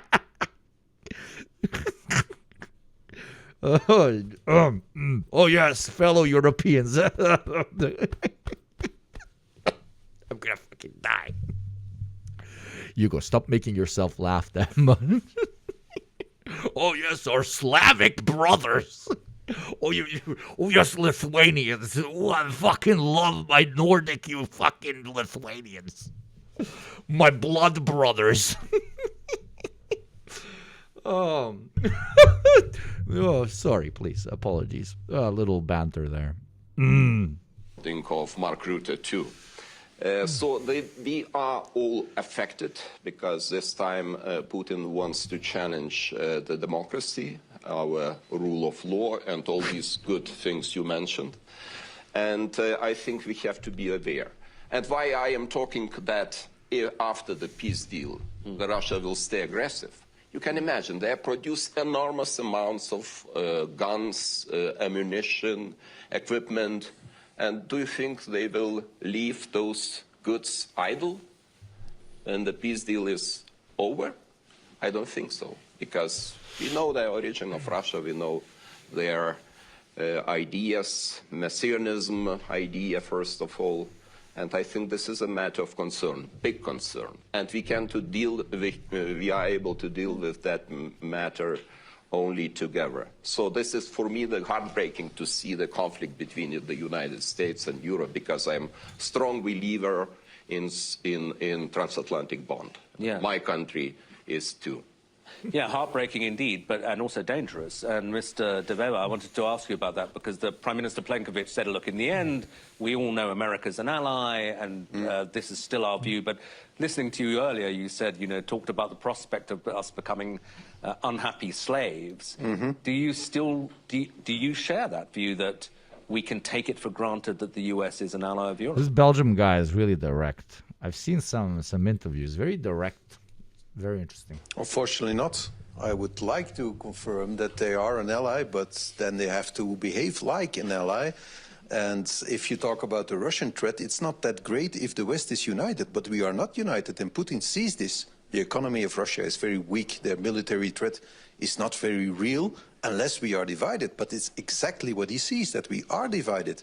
When we had the last meeting of the Coalition of the Willing in Paris, the American delegation started their opening statement by saying, we're not here to take a side in the conflict. I found this very shocking, because I grew up in the 1980s, where the West stood for something, for the sovereignty of the people, for democracy, for freedom. The idea that in a conflict between a tyrant and a democracy, the United States will say, well, we're not going to take sides. In a gathering of the Coalition of the Willing, pro-Ukraine, of democratic allied countries saying we're coming here together because one of us is threatened by Russian aggression, we have to support him. They said, we're not here to take sides. We're here to make a deal. Putin sees this. This is his strength, is our division. And of course, if he follows the news and says now, and NATO... How about you apply the same logic that you applied to Putin to Donald Trump? How about you just do that for 2 seconds? How about when Donald Trump comes and drops insane tariffs on you and you say, yes, daddy? How about you understand that he's going to come back with more? How about when he comes and says 5% more from your GDP for NATO and you say yes, that he's going to come for more? How about when he comes and says, I want Greenland right now, motherfucker? If you comply, he will come for more. The Russian Federation is a threat that needs to be combated, because if we give them an inch, they will take our entire arm. That is the argument. Okay, fair argument. How about you apply it to the Americans as well? Because the Americans seem to be taking parts of your economy, forcing you into deindustrialization, forcing entire parts of your economy to be used to buy American weaponry without even using violence. Who's more efficient here? The White House or the Kremlin? I think the White House is much more efficient. American sons don't have to die for the European shoe polishers. I'm living out. Like I'll genuinely, I'm very open to living out. Okay, let's say, okay, fucking Russian Federation, horrible. You give them an inch, they will take a mile. How about you start applying that same logic to the Americans? Because in the last 12 months, exactly 12 months and 2 days, 12 months and 1 day, exactly 12 months and 1 day, they have tariffed the shit out of your economy. They have, in the last 3 years, they have deindustrialized your wealthiest countries. They have forced tariffs upon you. They have forced you to buy more guns from them. And now they're talking about taking your territory without firing a shot.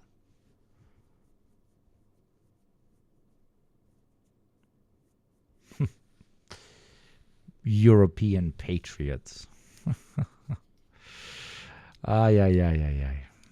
Anyways, 1 hour and 30 minutes. Reminder to subscribe to the show. Get us closer to Gamba so we can do ethical Gamba here on stream. I would love to do so with your chat. That's number one. And number two, come on. There's 625 of us, and you're telling me there's only one Western chatter that can pay their taxes. Only one person, only Polky. Out of all of you, only one Western chatter. 630. That is absurd. That is a lie. Exclamation point tax, pay your taxes. It is the beginning of my stream week. It is taxation timation. Okay. Thank you, Dave. Everybody, go give Dave a follow. Thank you for the raid. Hope you had a wonderful stream, man. Wonderful. A new child soldier. Subscriber. Thank you, Sarabo, for the 5 months. This is the best I got, and that is fucking fantastic. Thank you very much, my friend. Thank you, Cat Girl Steph. You think... Crazy hamburger! Crazy hamburger! Aiden, shut the fuck up. Don't apologize to me, my friend. God bless you. The most hilarious decision crisis in Lithuania. Hogs are infighting if we should cook for Americans or for the Danes, and it's Kino. I can imagine. I mean, you're part of like a European project with the Danes, so I don't know. Crazy hamburger! Crazy hamburger! I don't know if you're cucking for them or not, but I get what you mean. And holy shit, okay, somebody took the call out of Western taxpayers very seriously. Very, very seriously. I see Rantin Andy in here. Andy, why you ranting like this? Why you ranting on me, Andy, with that tenor? Thank you, Andy. Everybody ranted Andy about how base they are. And then, of course, we have the OG of the OG fucking psychopaths in chat. Absolute fucking psychopath. Mobius, you fucking maniac. He would like, I'm going to put 5 on top. Okay, I'm going to put 5 on top the taxes. Thank you very much for the 25. Everybody say thank you to Mobius, one of the greatest names in chat. Thank you very much. And then Rant and Andy subscribe for themselves. And then Astro J is like, no, we're going hardcore today with that fucking tenor. Thank you, Astro J. Astro J pays her taxes every single motherfucking week. Very impressive. Thank you very much. Wonderful. A new child soldier. You see, I want hashtag Western taxpayers' lives matter. This is a Danish right-wing nationalist. Translate the site. How do I translate the website? Let me see. Danish, English, accept all. English. Merschmidt visited Trump's power center but failed to meet him. This is apparently a Danish right-winger, a big patriot. Danish People's Party chairman failed to arrange a meeting with Donald Trump during his visit to Mar-a-Lago, where he was supposed to speak at a conservative conference. On the other hand, he met other interesting people on his visit to Trump's center of power. Okay, what am I reading here?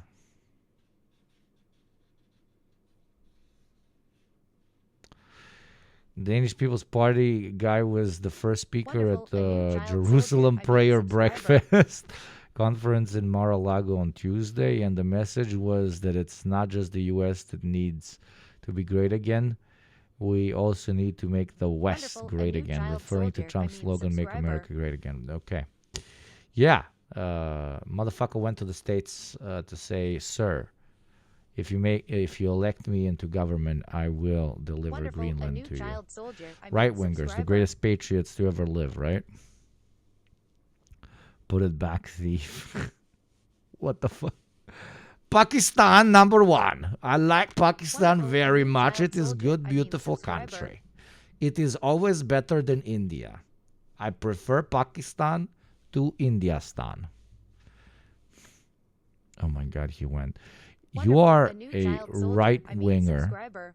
You're a Danish right-winger. Somebody just said that they're going to take your territory, and you go and watch a screen. Wonderful. You know, you could have watched that from home. From home, you flew to the States and they put you in front of a screen. Impressive stuff. Wonderful, a new child soldier, subscriber. He said woke is over. So is Denmark, bro. Country is threatening another NATO country with military. Again, Astro J, thank you very much. Thank you, Mobius, and thank you, Ranton, Andy, and McGinn. Oh, did I miss saying thank you to McGinn? What the fuck? I'm so sorry, McGinn. What the hell is wrong with me? I am so sorry, McGinn. I'm so sorry. McGinn was the first one to start the whole thing. Literally started the whole thing. And I just ignored McGinn. McGinn, I'm so sorry, dude. Wonderful, a new child soldier, subscriber. He said specifically Danes will enjoy Trump's foreign policy. Incredible things are happening. Wonderful, a new child soldier, subscriber. But this is genuinely showing just how bare bones the European far right is. Wonderful, a new These are a bunch of guys, 95% of them that are bought by the Americans and 5% of them that are bought by the Russians. The Chinese don't care. They literally don't. I unironically complained that the Chinese need to do a bit more lobbying in Europe, but apparently they could not give less of a shit about Europe.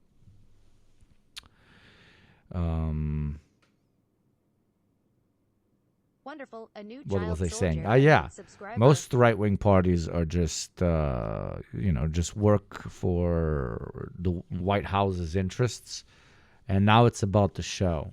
Okay, it's no longer going to be what was it? Europe for Europeans. It's Europe for Burgerlandians, dude. I mean, it always has been, but now it's going to be extra transparent. Crazy hamburger! Crazy hamburger! Invasion, it will not discourage him to continue his war on Ukraine. It will certainly not discourage the Chinese to choose for an imperialistic agenda. And if the Atlantism would really die, I hope not, but if it dies, globalization will die with it. That's very clear. Yeah. And we cannot stay a herbivore in that world. That's the European lesson we have to learn. Crazy hamburger! Crazy hamburger! We have to recognize our market, and we have to seek new alliances. Do you think? Yes, exactly. I don't think we have to annul the alliance we have, but we The old world order was good for Europe because it subscriber. collaborated with empire. That's the only reason it was good for Europe, is because America was the big dog. When America ceases being the big dog, Europe doesn't have to collapse in on itself. It can just continue its path of cuckoldry and accept another boot to shine. Or alternatively, what I am proposing to European leftists who want to do a very wide tent populist pitch is just actual European sovereignty and independence from the Eastern and the Western Bloc, going the path of Yugoslavia. True, League of Independence. Well, I haven't caught this stream in so long. I've been touching too much grass. Good! Very good. Bravo! Bravo! Bravo! Did you get a new camera? You're looking very HD. Oh, yeah, baby. You like what you're saying? You like what you're saying?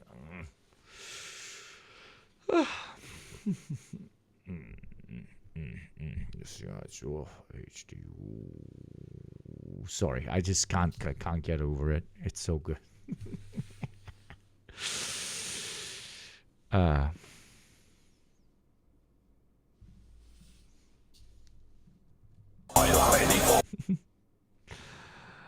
can't believe that this song ended up being true.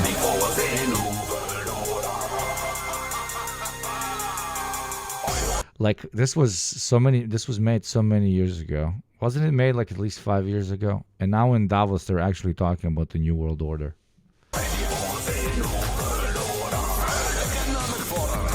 Thank you, Hellbell. Halfway of my Western tax. Thank you. Thank you very much. 2020. Yeah, it was 2020. God, man, I'm bad with my lore, dude. I'm bad with my lore. You have given all of your power to me. Are you ready for the nouvel order? Because you are too afraid to live free. This is how Schwab, and I'm here to say you must give more of your rights away. Your sacrifice is the only remedy for the real pandemic. We must prepare an angrier world as a gentle. I don't remember anybody complaining about this AI-generated video being AI-generated. Chat, we're so close to Gamba. Is unfurled. You will eat the bugs. Sing in the metaverse. You will comply, and it will get worse. Are you ready for the nouvel order? You will take fucking sins.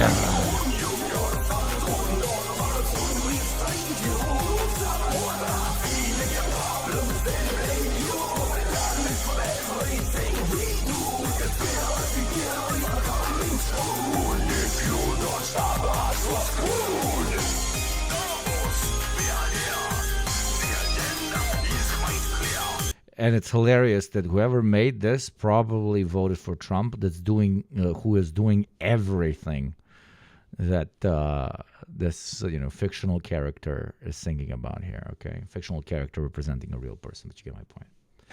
I find that to be absolutely class. Washington State applied a nicotine tax to Zins, and they doubled in price on January 1st. Oh my God. That's crazy. That's so fucked up. Why are the streets not burning, dude? Big new ones.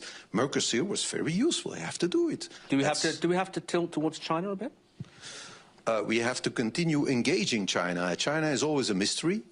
They could go both ways. The Orient, the Oriental Chinese, they look strange with those eyes, but maybe they are onto something. Does anybody even understand what they say? They are truly strange in the way they behave. Oh, Lord. They could go full imperialistic. But I think China can also be engaged to evolve towards a win-win situation. They can go full imperialistic. So you're saying that you literally just said that you guys were imperialistic. But of course, then you also need the United Europe to talk to them. 2 centuries ago, former European colony decided to catch up with Europe. It succeeded so well that the United States of America became a monster in which the taints, the sickness, and the inhumanity of Europe have grown to appalling dimensions. Wow. Beautiful. To say, what is our win? Because for the moment, it is their win and our lose. In 2007, the numbers don't lie. You also need the United Europe to talk to them. To say, what is our win? Because for the moment, it is their win and our lose. In 2007, the numbers don't lie. The European economy was 10 times bigger than China. Now we're equal. In 2007, we were equal with the United States. Now they're 50% in front of us. The entire difference is the tech sector. We've become totally dependent on technology that we do not own and do not control. And America's inflated economic size is the AI bubble, pretty much, just FYI. That is not how the Chinese did it. They did it differently. We were a little bit naive, and it's time to wake up. We need our own technological platforms to build the prosperity of tomorrow. If not, Trump can do with us, he can play with us. He can make us slaves because we actually are slaves then. And we'll have to take for granted whatever he does. And we've been... Everything, all of these aspects of what he is saying, you need to steal. I'm talking to Europeans in leftist organizations, okay? You need to steal all of this, but then also apply a class analysis to it, right? Like you want to take, like your main foreign policy pitch as a party, as a movement, as an organization in the European Union should be neither East nor West, but not isolationism. We will trade with everyone, but we want to control our own destiny. We want to decide what we want to do. We want to be the third wave. We want to be our own thing. And then you introduce class analysis. Then you start talking about true internationalism and like turning the federal nature of the European Union into a more truly internationalist project, blah, blah, blah, blah, blah, blah, blah, blah, blah, expanding outside of the borders of Europe down the line, and all of this. You can, it's the fact that somebody is mainstream as the PM of fucking Belgium, is already pivoting to this particular perspective. Looks like enlightened, realist sounding, intellectual, etc., perspective means what, chat? That you can also do it in your leftist organizations, because when he does it, it's just, when leftists do it, it's very different. The third way, just fascism. It's just okay. Phrase, turn of phrase. Call it something else. Maybe don't call it the third way. Yes, don't call it the third way. Apologies. Jummy Jum Jum. Thank you, Jummy Jum Jum. For basically for the prime. Thank you, Jummy Jum Jum. I just love saying your name. Accustomed to very nice presidents like Obama, and we haven't noticed that the shift in America is not bound to one presidency. It's a structural shift. The face Dick Penderin, thank you for the 4 months as well. of America has turned to the I love Pacific. you, Dick. Their backside is turned to the Atlantic. And that will not change after Trump. It's a structural thing. So it's up to us, I think, not to complain about Trump, because you say you will get all the attention tomorrow. I can assure you, you already had it today. Yeah. In every conversation, it's Trump, Trump, Trump, Trump, Trump. Okay, that's very nice. And we can complain about Trump, the way he does things, the way he tells things, the humiliation, he lays it on very thick. But that cannot exclude us, or that does not exempt you from doing your own homework. And maybe we should focus on that. And then maybe in 5 years, we will say, thank you, Mr. Trump, for waking us up just in time to build a much stronger Europe and a united Europe. It can go either way. Either we unite, or either globalization will die and we will be the victim. It's like, thank you, Vladimir Putin, for... I love that. There you go. Again, we come back to... I know now I'm hyper-focusing on his...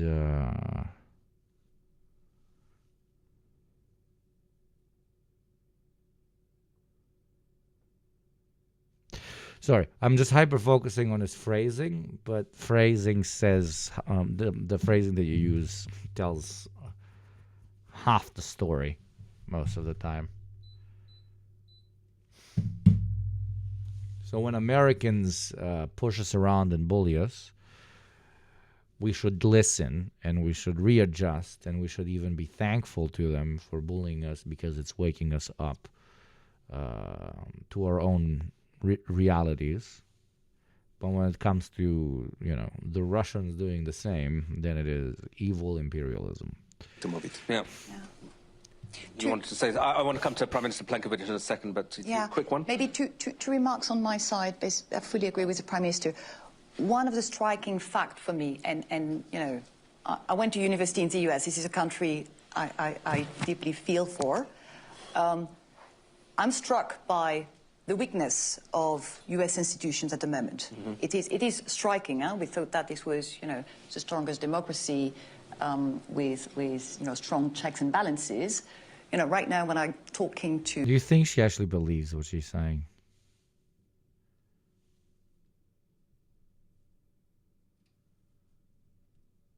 Do you actually think this lady fucking believes what there's no way people like that do not exist. I genuinely don't think they exist. I can't imagine them existing. It's been such a long time. I met plenty of them studying political science at uni, right? But it's been such a long time since I've seen them.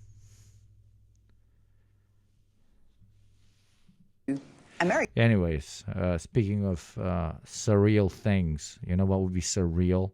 I'm going to lower the number because we're dropping like crazy. You know what would be surreal? Us gambling right now. Instead of talking about European politics, that would be surreal. You can do that by subscribing, paying your taxes, making the number go up, making my mom proud of me, making me buy 100 cameras that are 4K, Ultra, 8K, HD, and helping stop us from going under 3,000, because I feel like we're about to. Look at the. This is going to be pretty insane, by the way, because last month on this day we had a really, really good stream, And this is going to, I think at around this time we started gambling with the subscriptions, and it just went like a motherfucker. So look at this. It's going to be crazy. And you can try and fight it by paying your taxes or by oiling your boy up, you know. American CEOs, many of them accept to say things in private that they don't dare saying in public because they are concerned about potential retortions on their companies. And I'm like, oh my God, is this things in private that they talk with strong checks and balances? Right now when I'm talking to American CEOs, many of them accept to say things in private that they don't dare saying in public because they are concerned about potential retortions on their companies. And I'm like, really? Wow. Wonderful. CEOs of corporations collaborating with whomever they want to collaborate with as a way to ensure their own interests and the interests of their corporate property, and through it, all the investors Subscriber. and private owners of said company. Why do I not get like a private jet to Davos where I can talk about shit like this? Who the fuck invited this lady, bro? She's like, guys, like, I gotta tell you, it's really concerning. It's really concerning. Like, American CEOs aren't speaking truth to power anymore. Why are American CEOs not speaking truth to power anymore, Chad? Why are... I remember back in my day, CEOs would speak truth to power.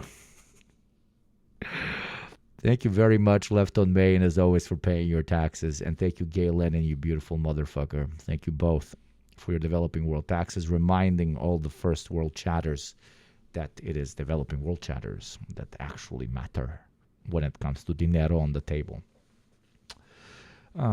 Central Committee is watching one of your videos on a stream. I fucking love Central Committee. You have no idea what's coming with Central Committee. You have no idea what is coming. But what video is the motherfucker watching? The one where we listen to Diego. That's lovely. That's very nice. I love Diego. Look at how stupid my fucking setup is here. What the fuck is this mask? Look how bad this mask looks like. I feel so embarrassed. Even though I handle these highlights. I mean, by handle them, I mean I manage them. I don't actually edit them. I spend money from subscriptions on it. oh my God, is this the US we're talking about? So that's one sort of fact that we have to digest as well in the way we perceive the US. May or not be watching both at the same time. Not that is praxis. That is praxis. The only way you could do more praxis is by subscribing to both of the channels. Right now. And the other one is, and that may seem as a long time ago, but... I start mirroring the video like that. Please don't. It looks like absolute dog shit. And you're 100% incorrect if you think that that looks better. How the fuck do you think that that looks better? I think we all Did you see the previous frame? read. So that's one sort of fact that we have to digest as well in the way we perceive the US right now. And the other one is, and that may seem as a long time ago, but... Oh, we got Plenković, brate, jebote, Plenković, još nisam video. Lik je skroz smoren ovdje iza. Lik je u fazonu, jebote, ja pamtim Jugoslaviju kad su nam oni obećavali da će da teče zlato sa patriotskih hrvatskih drva ili imaćemo Jadran će postati zelen i sve će to biti dolari. Samo vi ostanite s nama. I sad gleda they're experiencing what he experienced such a long time ago. I think we all read, the paper, the US, the nationals. What happened to the first YouTube channel? Might be way late on this, but I can't find it. We're potentially restructuring it. It was a insane money hole the way it was run before. And when a project is not financially feasible, it dies. Welcome to capitalism. We try to fund it through YouTube ads. We try to fund it through sponsorships. We try to fund it through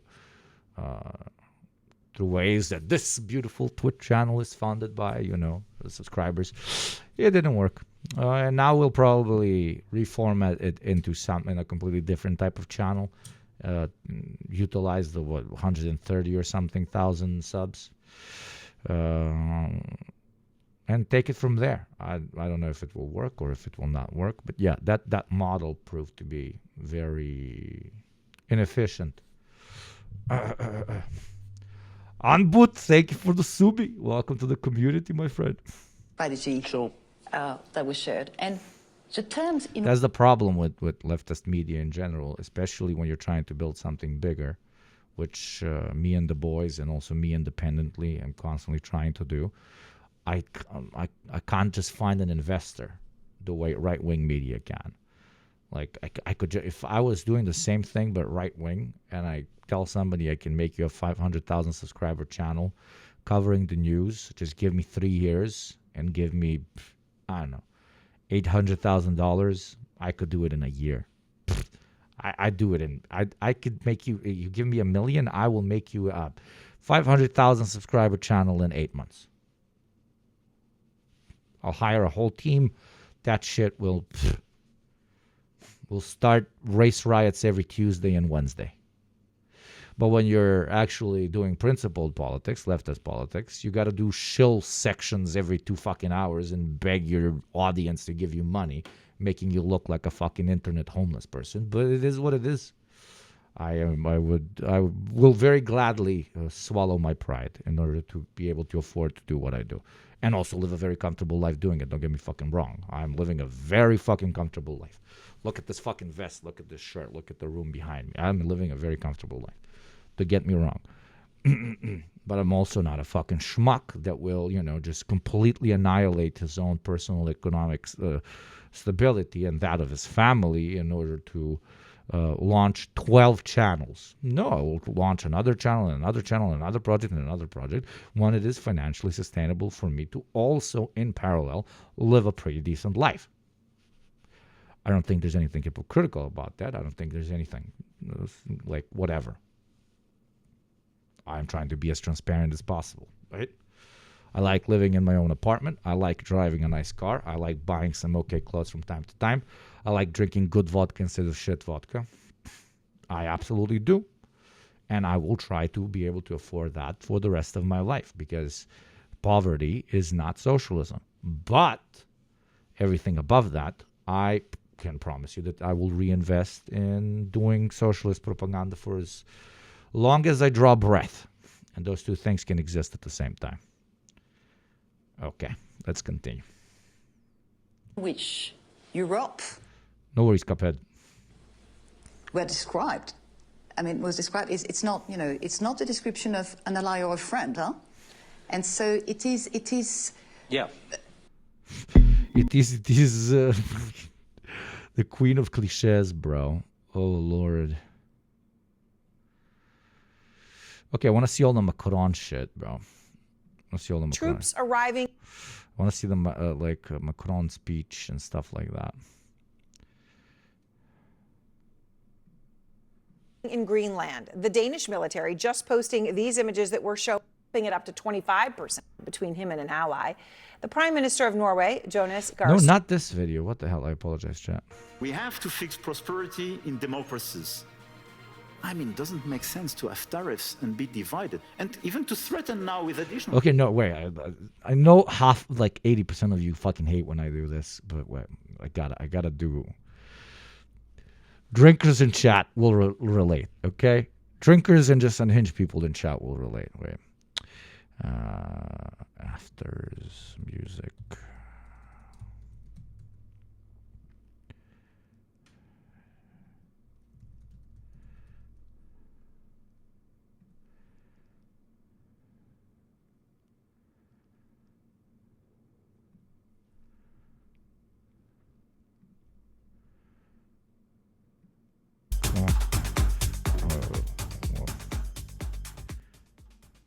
Okay, what is that?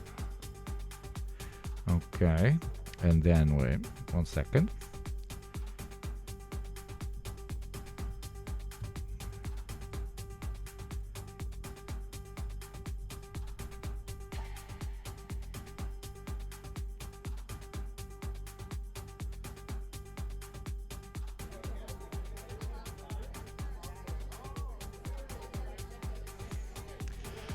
It is 4:30 a.m.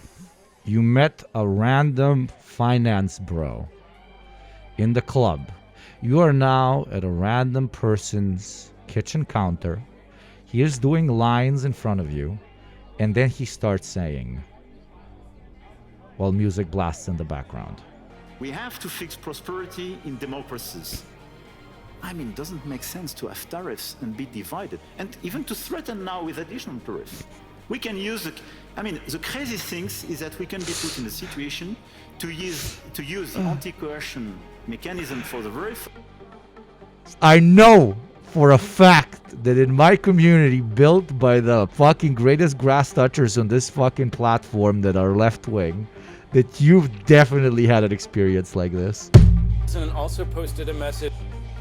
States a staunch the entire West to try and talk general and Russia talk message to stand for an emergency.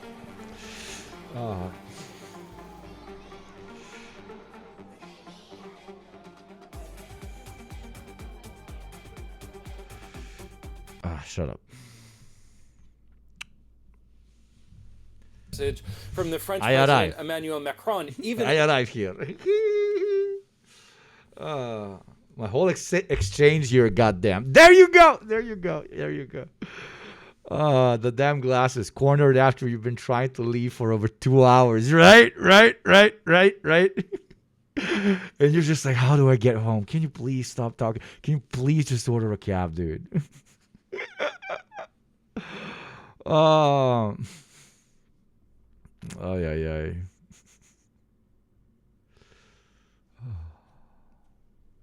Inviting President Trump to Paris for an emergency G7 summit after Davos to try and get a better... No, man, let's go to Waffle House, dude. No, come on. I'm having so much fun, man. I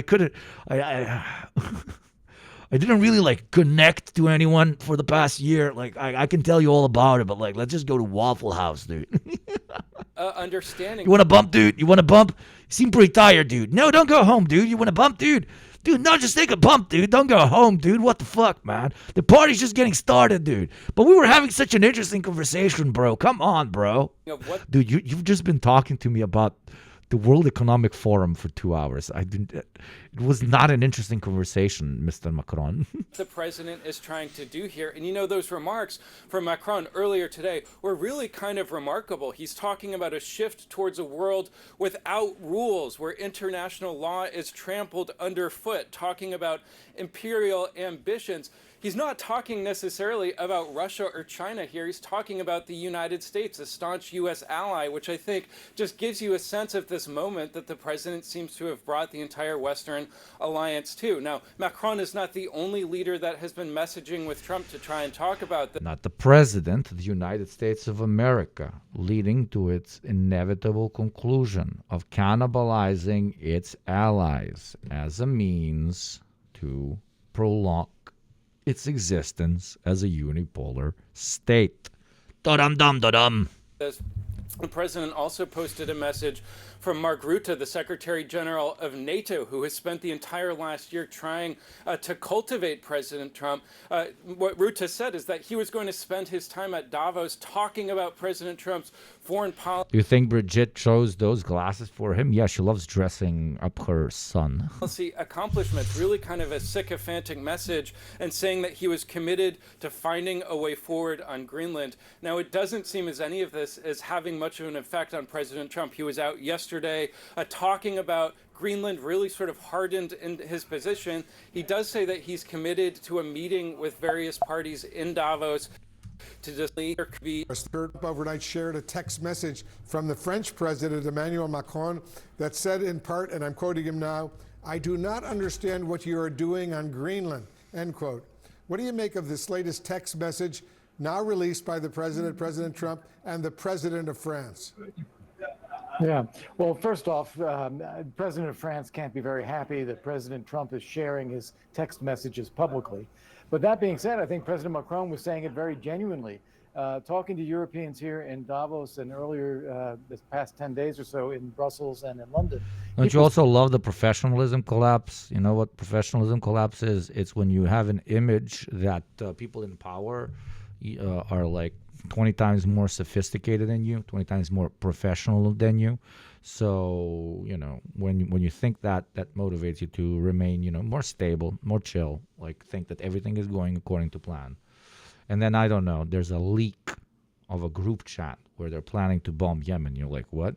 And there's a leak by one president of another president's chat,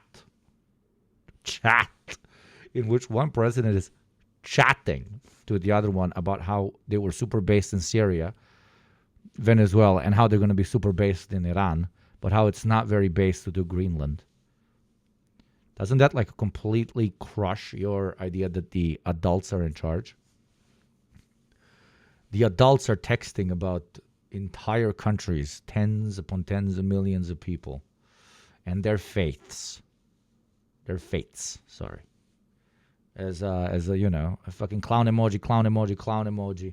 We just really bombed the shit out of those guys. Clown emoji, pineapple. Simply don't understand why President Trump thinks he needs to own Greenland. We recognize that Greenland is part of Danish territory. Realized this in high school when half my teachers were barely sentient. Yeah, that's the meme. That's what I call adulthood. You have reached adulthood when you realize that everybody's winging it. Everyone is winging it. Everyone is fake it till you make it.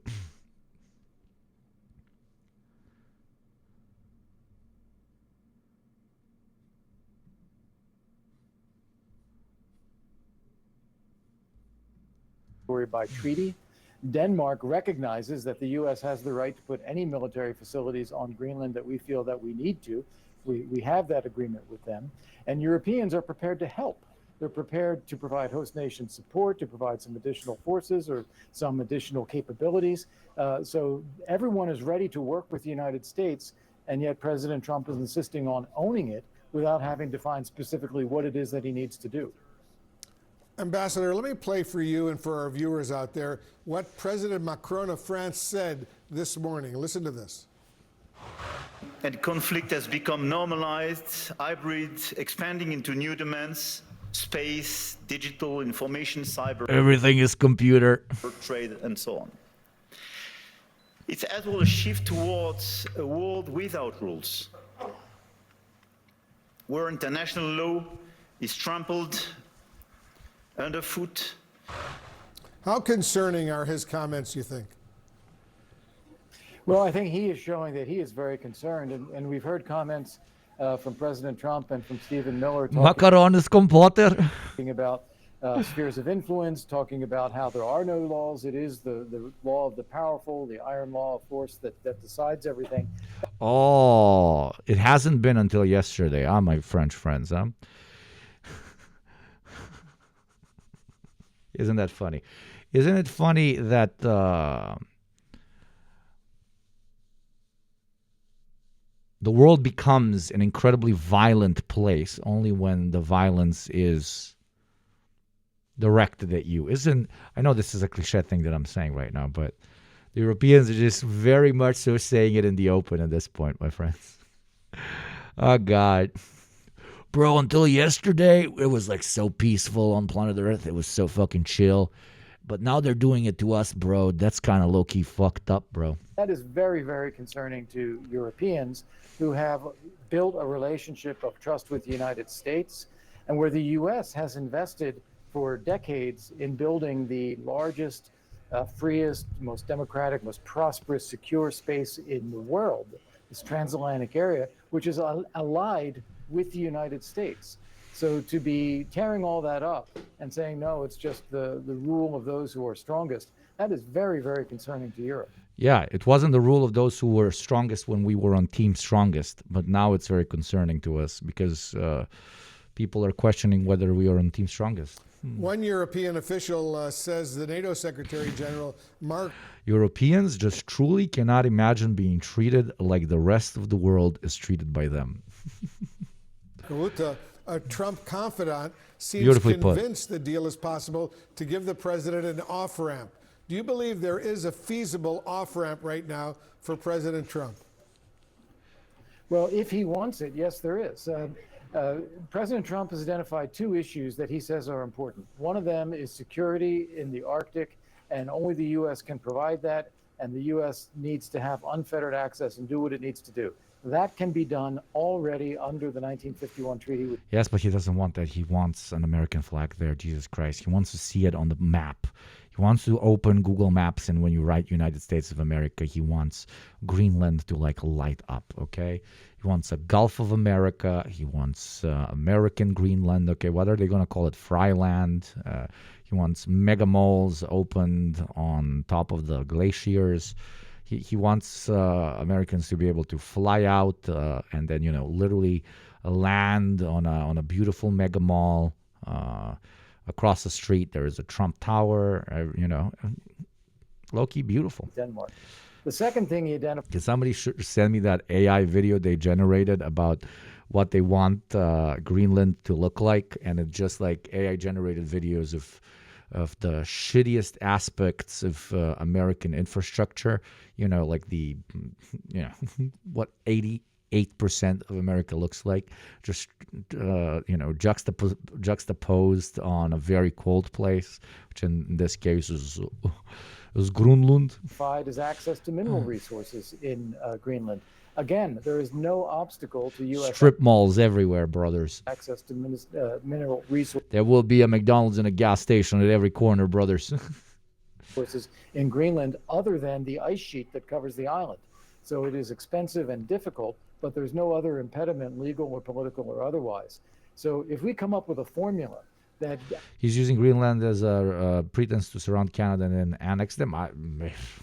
It will be easier to blockade them and take them over if they are surrounded at every side. And for UK stance in Greenland being a wet blanket, they want to defend their dominion, want to address this. Yeah, it is in no shape or form in the Canadians' interest to allow the Americans to, as you properly put, literally surround them. But that's, you know, the end scenario, the most radical scenario, et cetera, et cetera. My analysis, particularly on Greenland, is just like step 3 of what he's been doing since the beginning of the administration, which is a testing ground on how much shit the Europeans will take, because the Europeans are slowly moving from being part of empire into being empire's periphery. He tested it out with the tariffs. They all succumbed. He tested it out with the forced increase on NATO spending. They succumbed to that too. Now he's like, give me territory, bro. He's literally, give me territory, bro. Setting precedent after precedent after precedent, not precedent from, you know, the incredibly naive perspective of, oh, this will allow other countries to do something. Precedents are no longer relevant in international politics and in geopolitics at all, right? But like a precedent for himself on what the Europeans will take. 2 out of 2 W's, unironically, when it comes to, you know, pissing all over the Europeans. Let's see if it's 3 out of 3 now with Greenland. But what you're saying about, you know, particularly the Canadian perspective on this is very concerning. And if I was Canadian, I would definitely look at it that way. And from the response that we've been seeing from, you know, Canadian leadership, it seems like they're kind of low-key noticing. But I don't know if this is just, you know, domestic, PR intended for domestic consumption or not. What's up, Pizza Famine? Did you see this article about the billionaire backing Trump and passing him to get Greenland? I haven't seen that article, but yes, that's also a huge factor. They just want to build server farm on top of server farm on top of server farm in Greenland. That's the kind of like underground theory, which is it's basically tech giants that understand that they need to keep fueling the AI bubble by building server farms everywhere, and Greenland is absolutely perfect because I don't know if you've seen the fucking place, but it's pretty fucking cold, and you know, that helps with the cooling systems. Identifies and specifies the U.S. has these rights to do anything it needs to militarily for security of North America, to access mineral rights there. And we could even go so far as to suggest that the bases that the U.S. has in Greenland, we can have more of them. We used to have 17. We're down to 1. We can build back up again if we want to. And those bases could even be sovereign U.S. territory, but not all of Greenland and the people of Greenland who do not want to be part of the United States. In referring to President Trump's aspirations to acquire Greenland, the Danish foreign Dude, minister I was told sweating reporters, bullets I'm when I quoting was him in now, Greenland. Oh, you went to Greenland? That's so cool. But no, I'm talking north. I don't know if you went north. And they would dig underground. They would use the actual, cold water to cool their systems. I'm not a techie. I can't tell you this. there are red lines which can't be crossed. I am stupid, communist man. It is cold place. It must be very good for servers. What do you believe those red lines are? Sovereignty. It is the United States forcibly taking away territory from a NATO ally. That would be unacceptable to Denmark and unacceptable to the people of Greenland who do not want to be part of the United States. So insisting or demanding or just frankly de facto taking Greenland. De that would be a facto? huge Wow, I thought English was my second language. red line for Denmark and for, frankly, all of our European allies. And I just have to point out the NATO treaty is about protecting the territory of all our NATO allies, including the United States. It was invoked only once when the United States was attacked by our allies to support the United States. And if we begin taking territory away from our allies, we can basically say the NATO alliance is over. I want to play for you and for our viewers what the House Speaker Mike Johnson said in an interview this morning on a British news station. I'm here to encourage our friends and calm the situation. Look, I think we're going to get beyond this little rift. I don't think it's a threat to NATO or to this little rift. I love how when the United States openly says that they're going to take a territory, that's a little rift. Any other country that is not considered part of the so-called Western Hemisphere doing the same thing would have 700,000 troops stationed right across their border in a matter of days. But here it just when one country just just casually says that it's going to take a massive piece of territory from another federation, it's just it's come on, man, don't take it that fucking seriously. It's not that deep, bro. Come on, bro. Just a little bit of territory, bro. special relationship that we have in the long run. What does it say to you? We love each other. Like, come on, dude. Like, just give me a little bit of Crimea. Just give me a little bit of, a little bit of Donetsk. Like, just a little bit, just for fun. Like, just a little bit of Luhansk as well. Just a little bit. We're still friends. Like, I'm not overdoing it. Just give it a little bit. Give it a little bit to me, or I'm going to invade. Or I'm going to invade. Give it just a little bit. You see how funny, how funny that is. So chill. Of course, they didn't use that rhetoric when the RF, Russian Federation, was making those same threats. But now it's just a silly little time. A silly little like confusion. Like, it's all chill, bro. It's all fucking chill. Bro.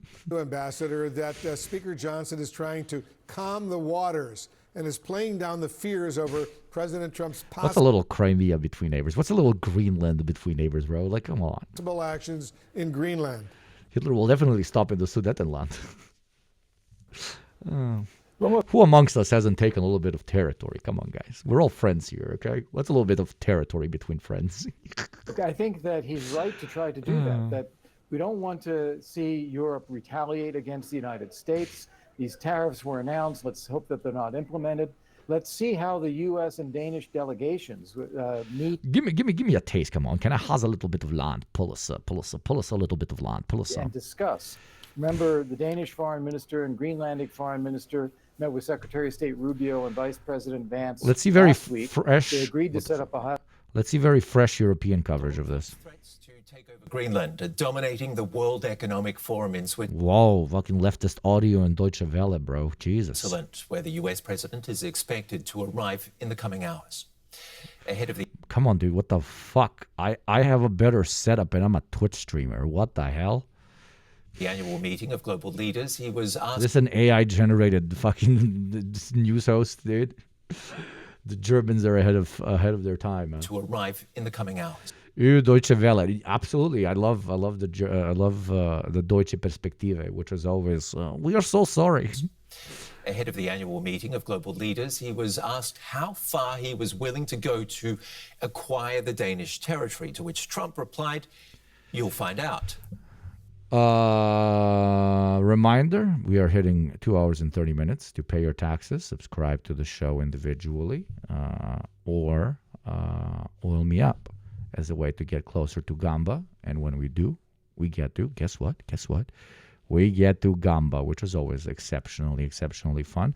The only place on the entirety of Twitch where I have found a loophole where we can legally follow TOS and gamble, where you can punish the worst people on the planet, which are Twitch streamers, by making me buy you subscriptions, and where you can unironically double your gift subs. If you want to know what Gamba is, write _Gamba and you will see. It's all fun and games until the U.S. invades this country. That is the most niche fucking joke, Barry. I swear to God, dude. I swear to God. I should charge you for that one. Damn, man. I would have preferred being poop-socked over that. As Davos woke up early on Wednesday morning... There you go. Hot Dog Diet needs a sub. Bravo, Hot Dog Diet. That's a true chatter, okay? That's a true chatter. Helping me in my hunger for all the subscriptions that exist on this platform. I want to have all the subscriptions. Oh, how much will be enough? I want someone to Gamba 1,000 subs. Okay, that is my goal. Gamba 1,000 subs, and then I get a heart attack and I die on stream. Wonderful. Thank you, Adrian is online. And final reminder that if somebody is feeling insanely generous, whoever brings us into the Gamba moment, like if somebody donated 57 subs right now, they would be able to gamble those 57 subs, which would be pretty crazy. How about no? Teraj se upišeš, neću. Ne mogu ni da te mrzim, razumiješ, to mi je problem. One topic on everyone's mind, the impending arrival of the big sheriff in town, the President of the United States. Thank you. We'll move to the next. Treasury. Genuinely, what is this audio, bro? Thank you, Abhishek. Thank you very much for the gift. Secretary Scott Bessent, who is already in Davos ahead of Trump's highly anticipated speech, reiterated America's desire to acquire Greenland. President Trump is serious here. Just as I said after Liberation Day last year, I would tell everyone, take a deep breath.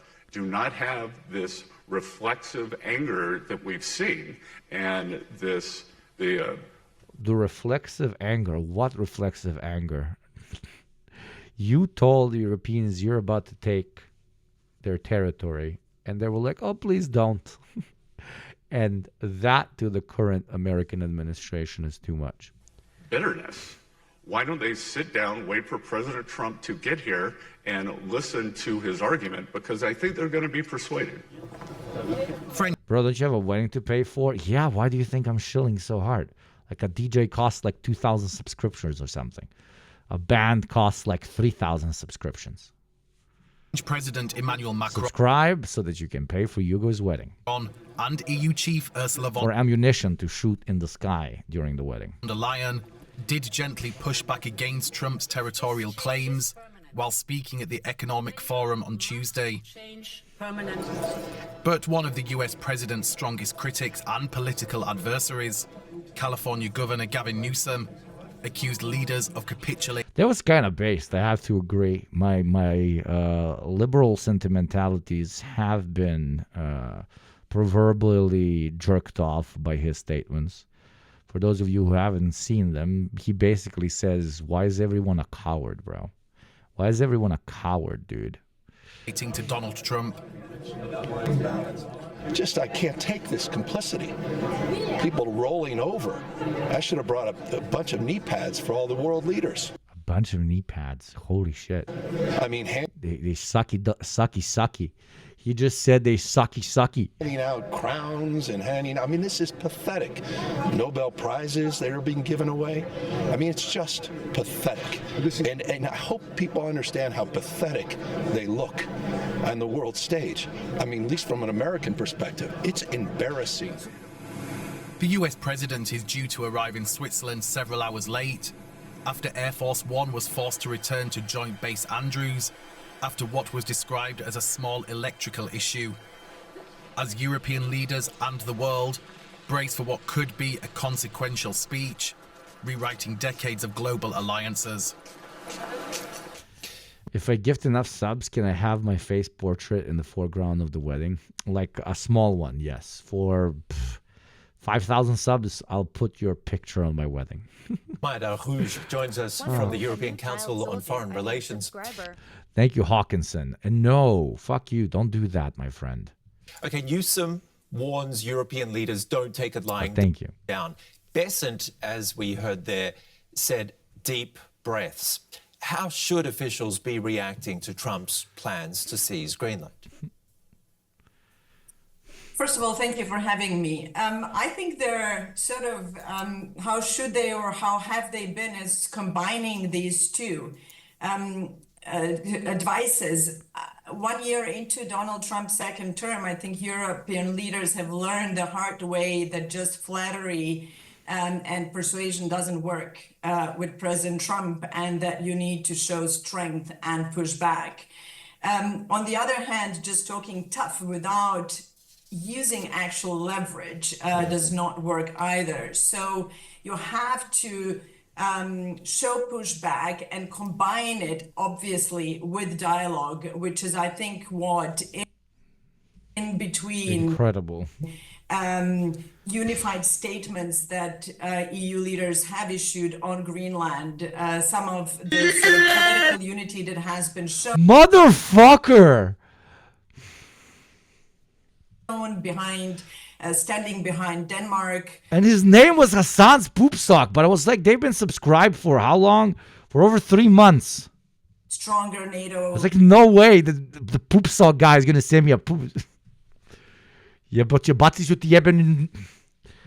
European Arctic posture and possibly use of some economic leverage would really increase the costs for such an operation in Greenland and make, importantly, these costs. It's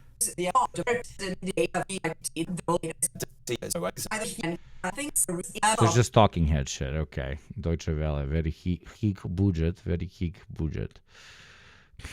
Ramp up the ability to handle a protracted conflict without the U.S.?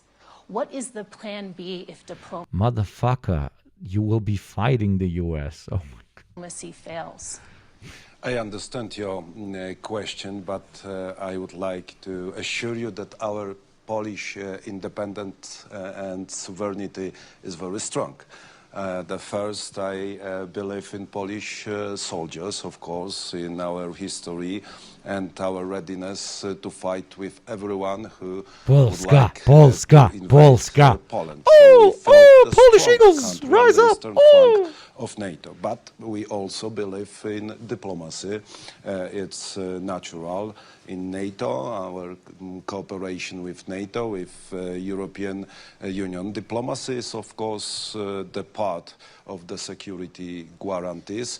But what we can do as the Republic of Poland, that our friends also doing this, I see the President of Latvia, Baltic states, we, of course, made the decisions to increase the budget for military service, and it was the great achievement of Europe. And what have happened?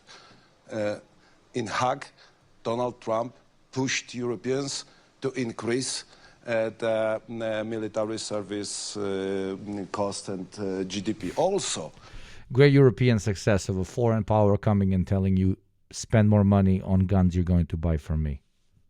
Incredible cope, incredible levels of cope. European Union. Was it also a European success when he fucking battered you with tariffs and you just took it?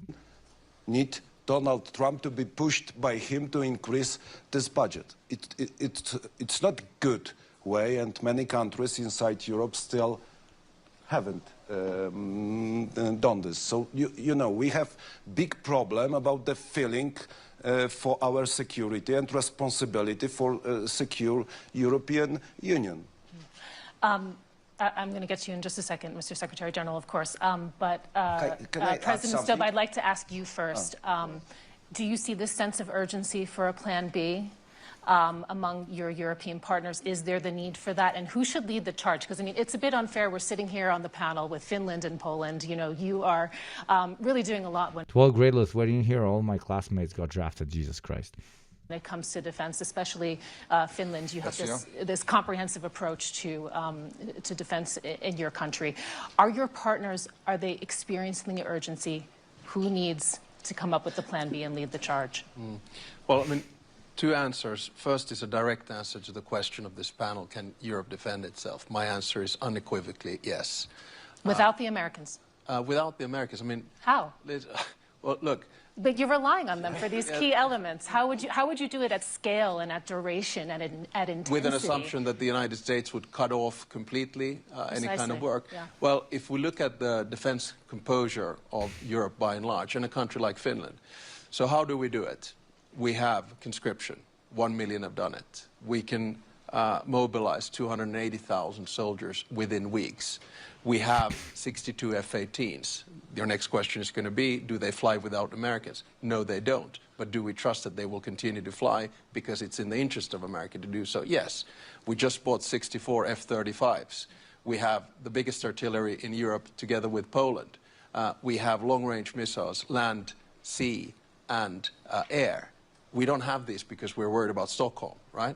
So, you know, the bottom line is that if you ask me the question that can the Finnish military defend itself against a Russian attack, the whole defense posture of the way in which you do it, yes, we can. But then the second question, which you were alluding to, I think we also have to understand that you fight wars on the battlefield, but you win them at home. And that means that all of us need to focus more on comprehensive security. The civilian side of things. That's why we have civilian shelters for 4. One country comes to you and tells you, I will take your territory.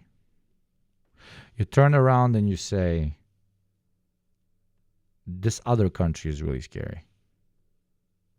Make it make sense. 4 million Finns. That's why we have a security of supply where we don't get into any kind of trouble with food shortages, energy shortages, or electricity grids, because we've got this. And this is the, I think, capability that a lot of European states need to do. My absolutely final point.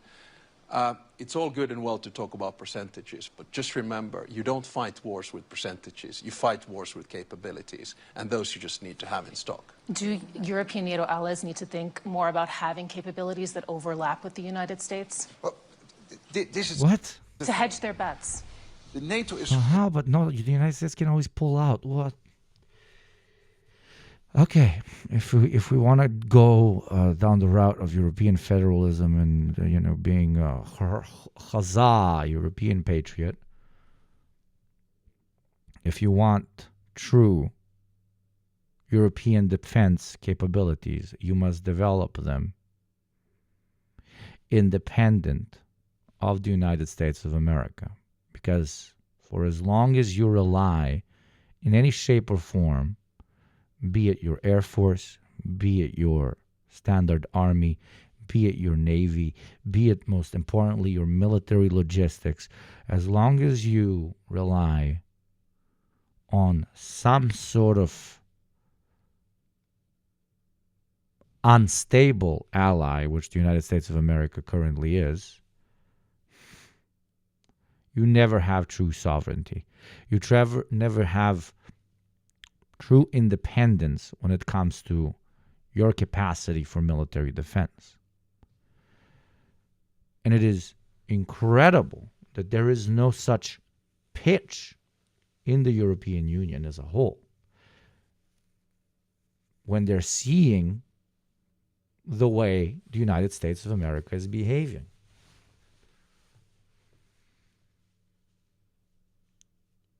You want to build an iron military wall around Europe? Well, you got to build it yourself.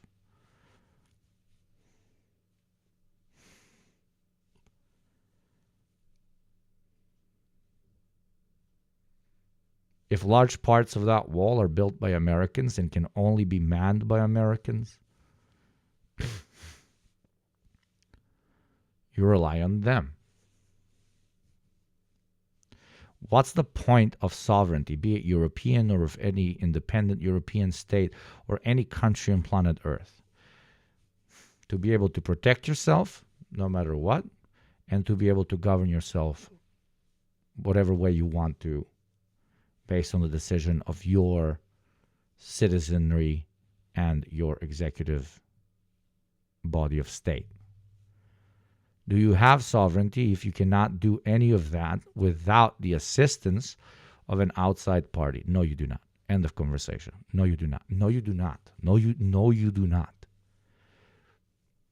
So for European quote-unquote patriots that really, wanna keep Europe safe or whatever, from whomever, I don't care from whom, you should also make sure you keep yourself safe from the United States of America as well. And I'm not even saying keep yourself safe from an American intervention or even open war with America, even though the Americans have very much so brought that to the table by themselves.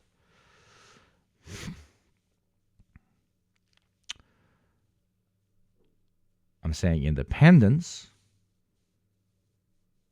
cannot be guaranteed from the Russians, from the Chinese, from the fucking, I don't know, Ghanaians, from the Argentinians, from anyone. If you cannot put up a fight, utilizing only your own resources and that of your federation, and not having to rely on anyone else. In my eyes, giving up sovereignty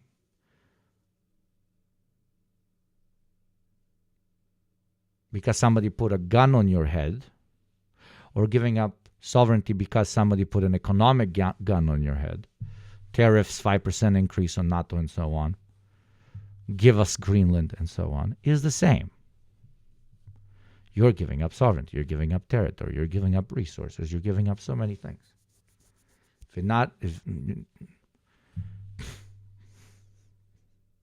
Understand? Why are we treating one as being so radically different than the other? I don't get it. But we have an answer on why. Because that hypocrisy sustains us. And very often, a lot of the cash that is funneled directly into our European parties by APAC, not AIPAC, but APAC. American cold hard cash. Constructed like this, that the US, Canada and the European NATO allies were completely integrated.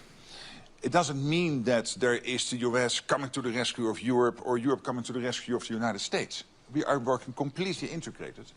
And for the protection of both the US and Europe, it's crucial that NATO is there. There was one big irritant on the American side with NATO. And the big irritant since Eisenhower was that they were spending, the US was spending, so much more than Europe was spending. Even today, the US is spending 3.5% of GDP on core defense. We are spending... This is their guy. There you go. This is the American guy. Okay, he pushed that through super hardcore. He redefined the conversation. He redefined even the way Americans were pitching it. In Europe, average 2% of defense. And here's my question to the audience. I mean, many of you, I know, criticize Donald Trump.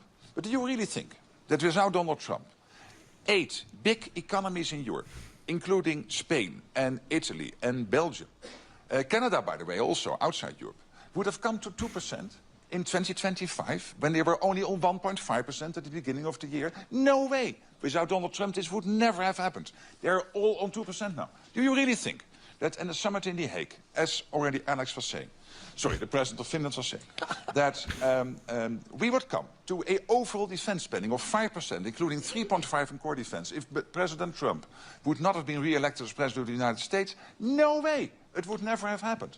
So again, I'm not popular with you now because I'm defending Donald Trump, but I really believe we can be happy that he is there because he has forced us in Europe to step up. Bro, he has forced you to increase how much you spend so that you can defend yourself against someone taking your territory. And afterwards, he said that he wants to take your territory. Oh my God.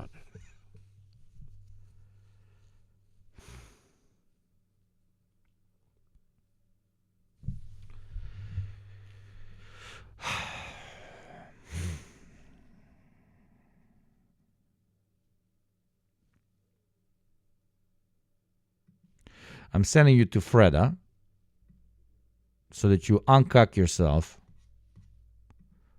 from the Eurocucks. He's European, but he's not a cuck. And I love Freda very much. Go and give Freda a shit ton of follows, a shit ton of subscriptions. We did not manage to Gamba today, but we will Gamba tomorrow or on Saturday or on Friday or on a Sunday. Thank you to everybody that subscribed. Thank you to everybody that followed. Thank you to my mods. Thank you to my producers. I love all of you very, very much, and I'm very grateful for you. I'm not rage quitting. I got to go record a deprogram episode with Hakeem, but fuck this. No. I hate doing cliche coverage, and all of my coverage of this will just be a repeat of what I've said earlier.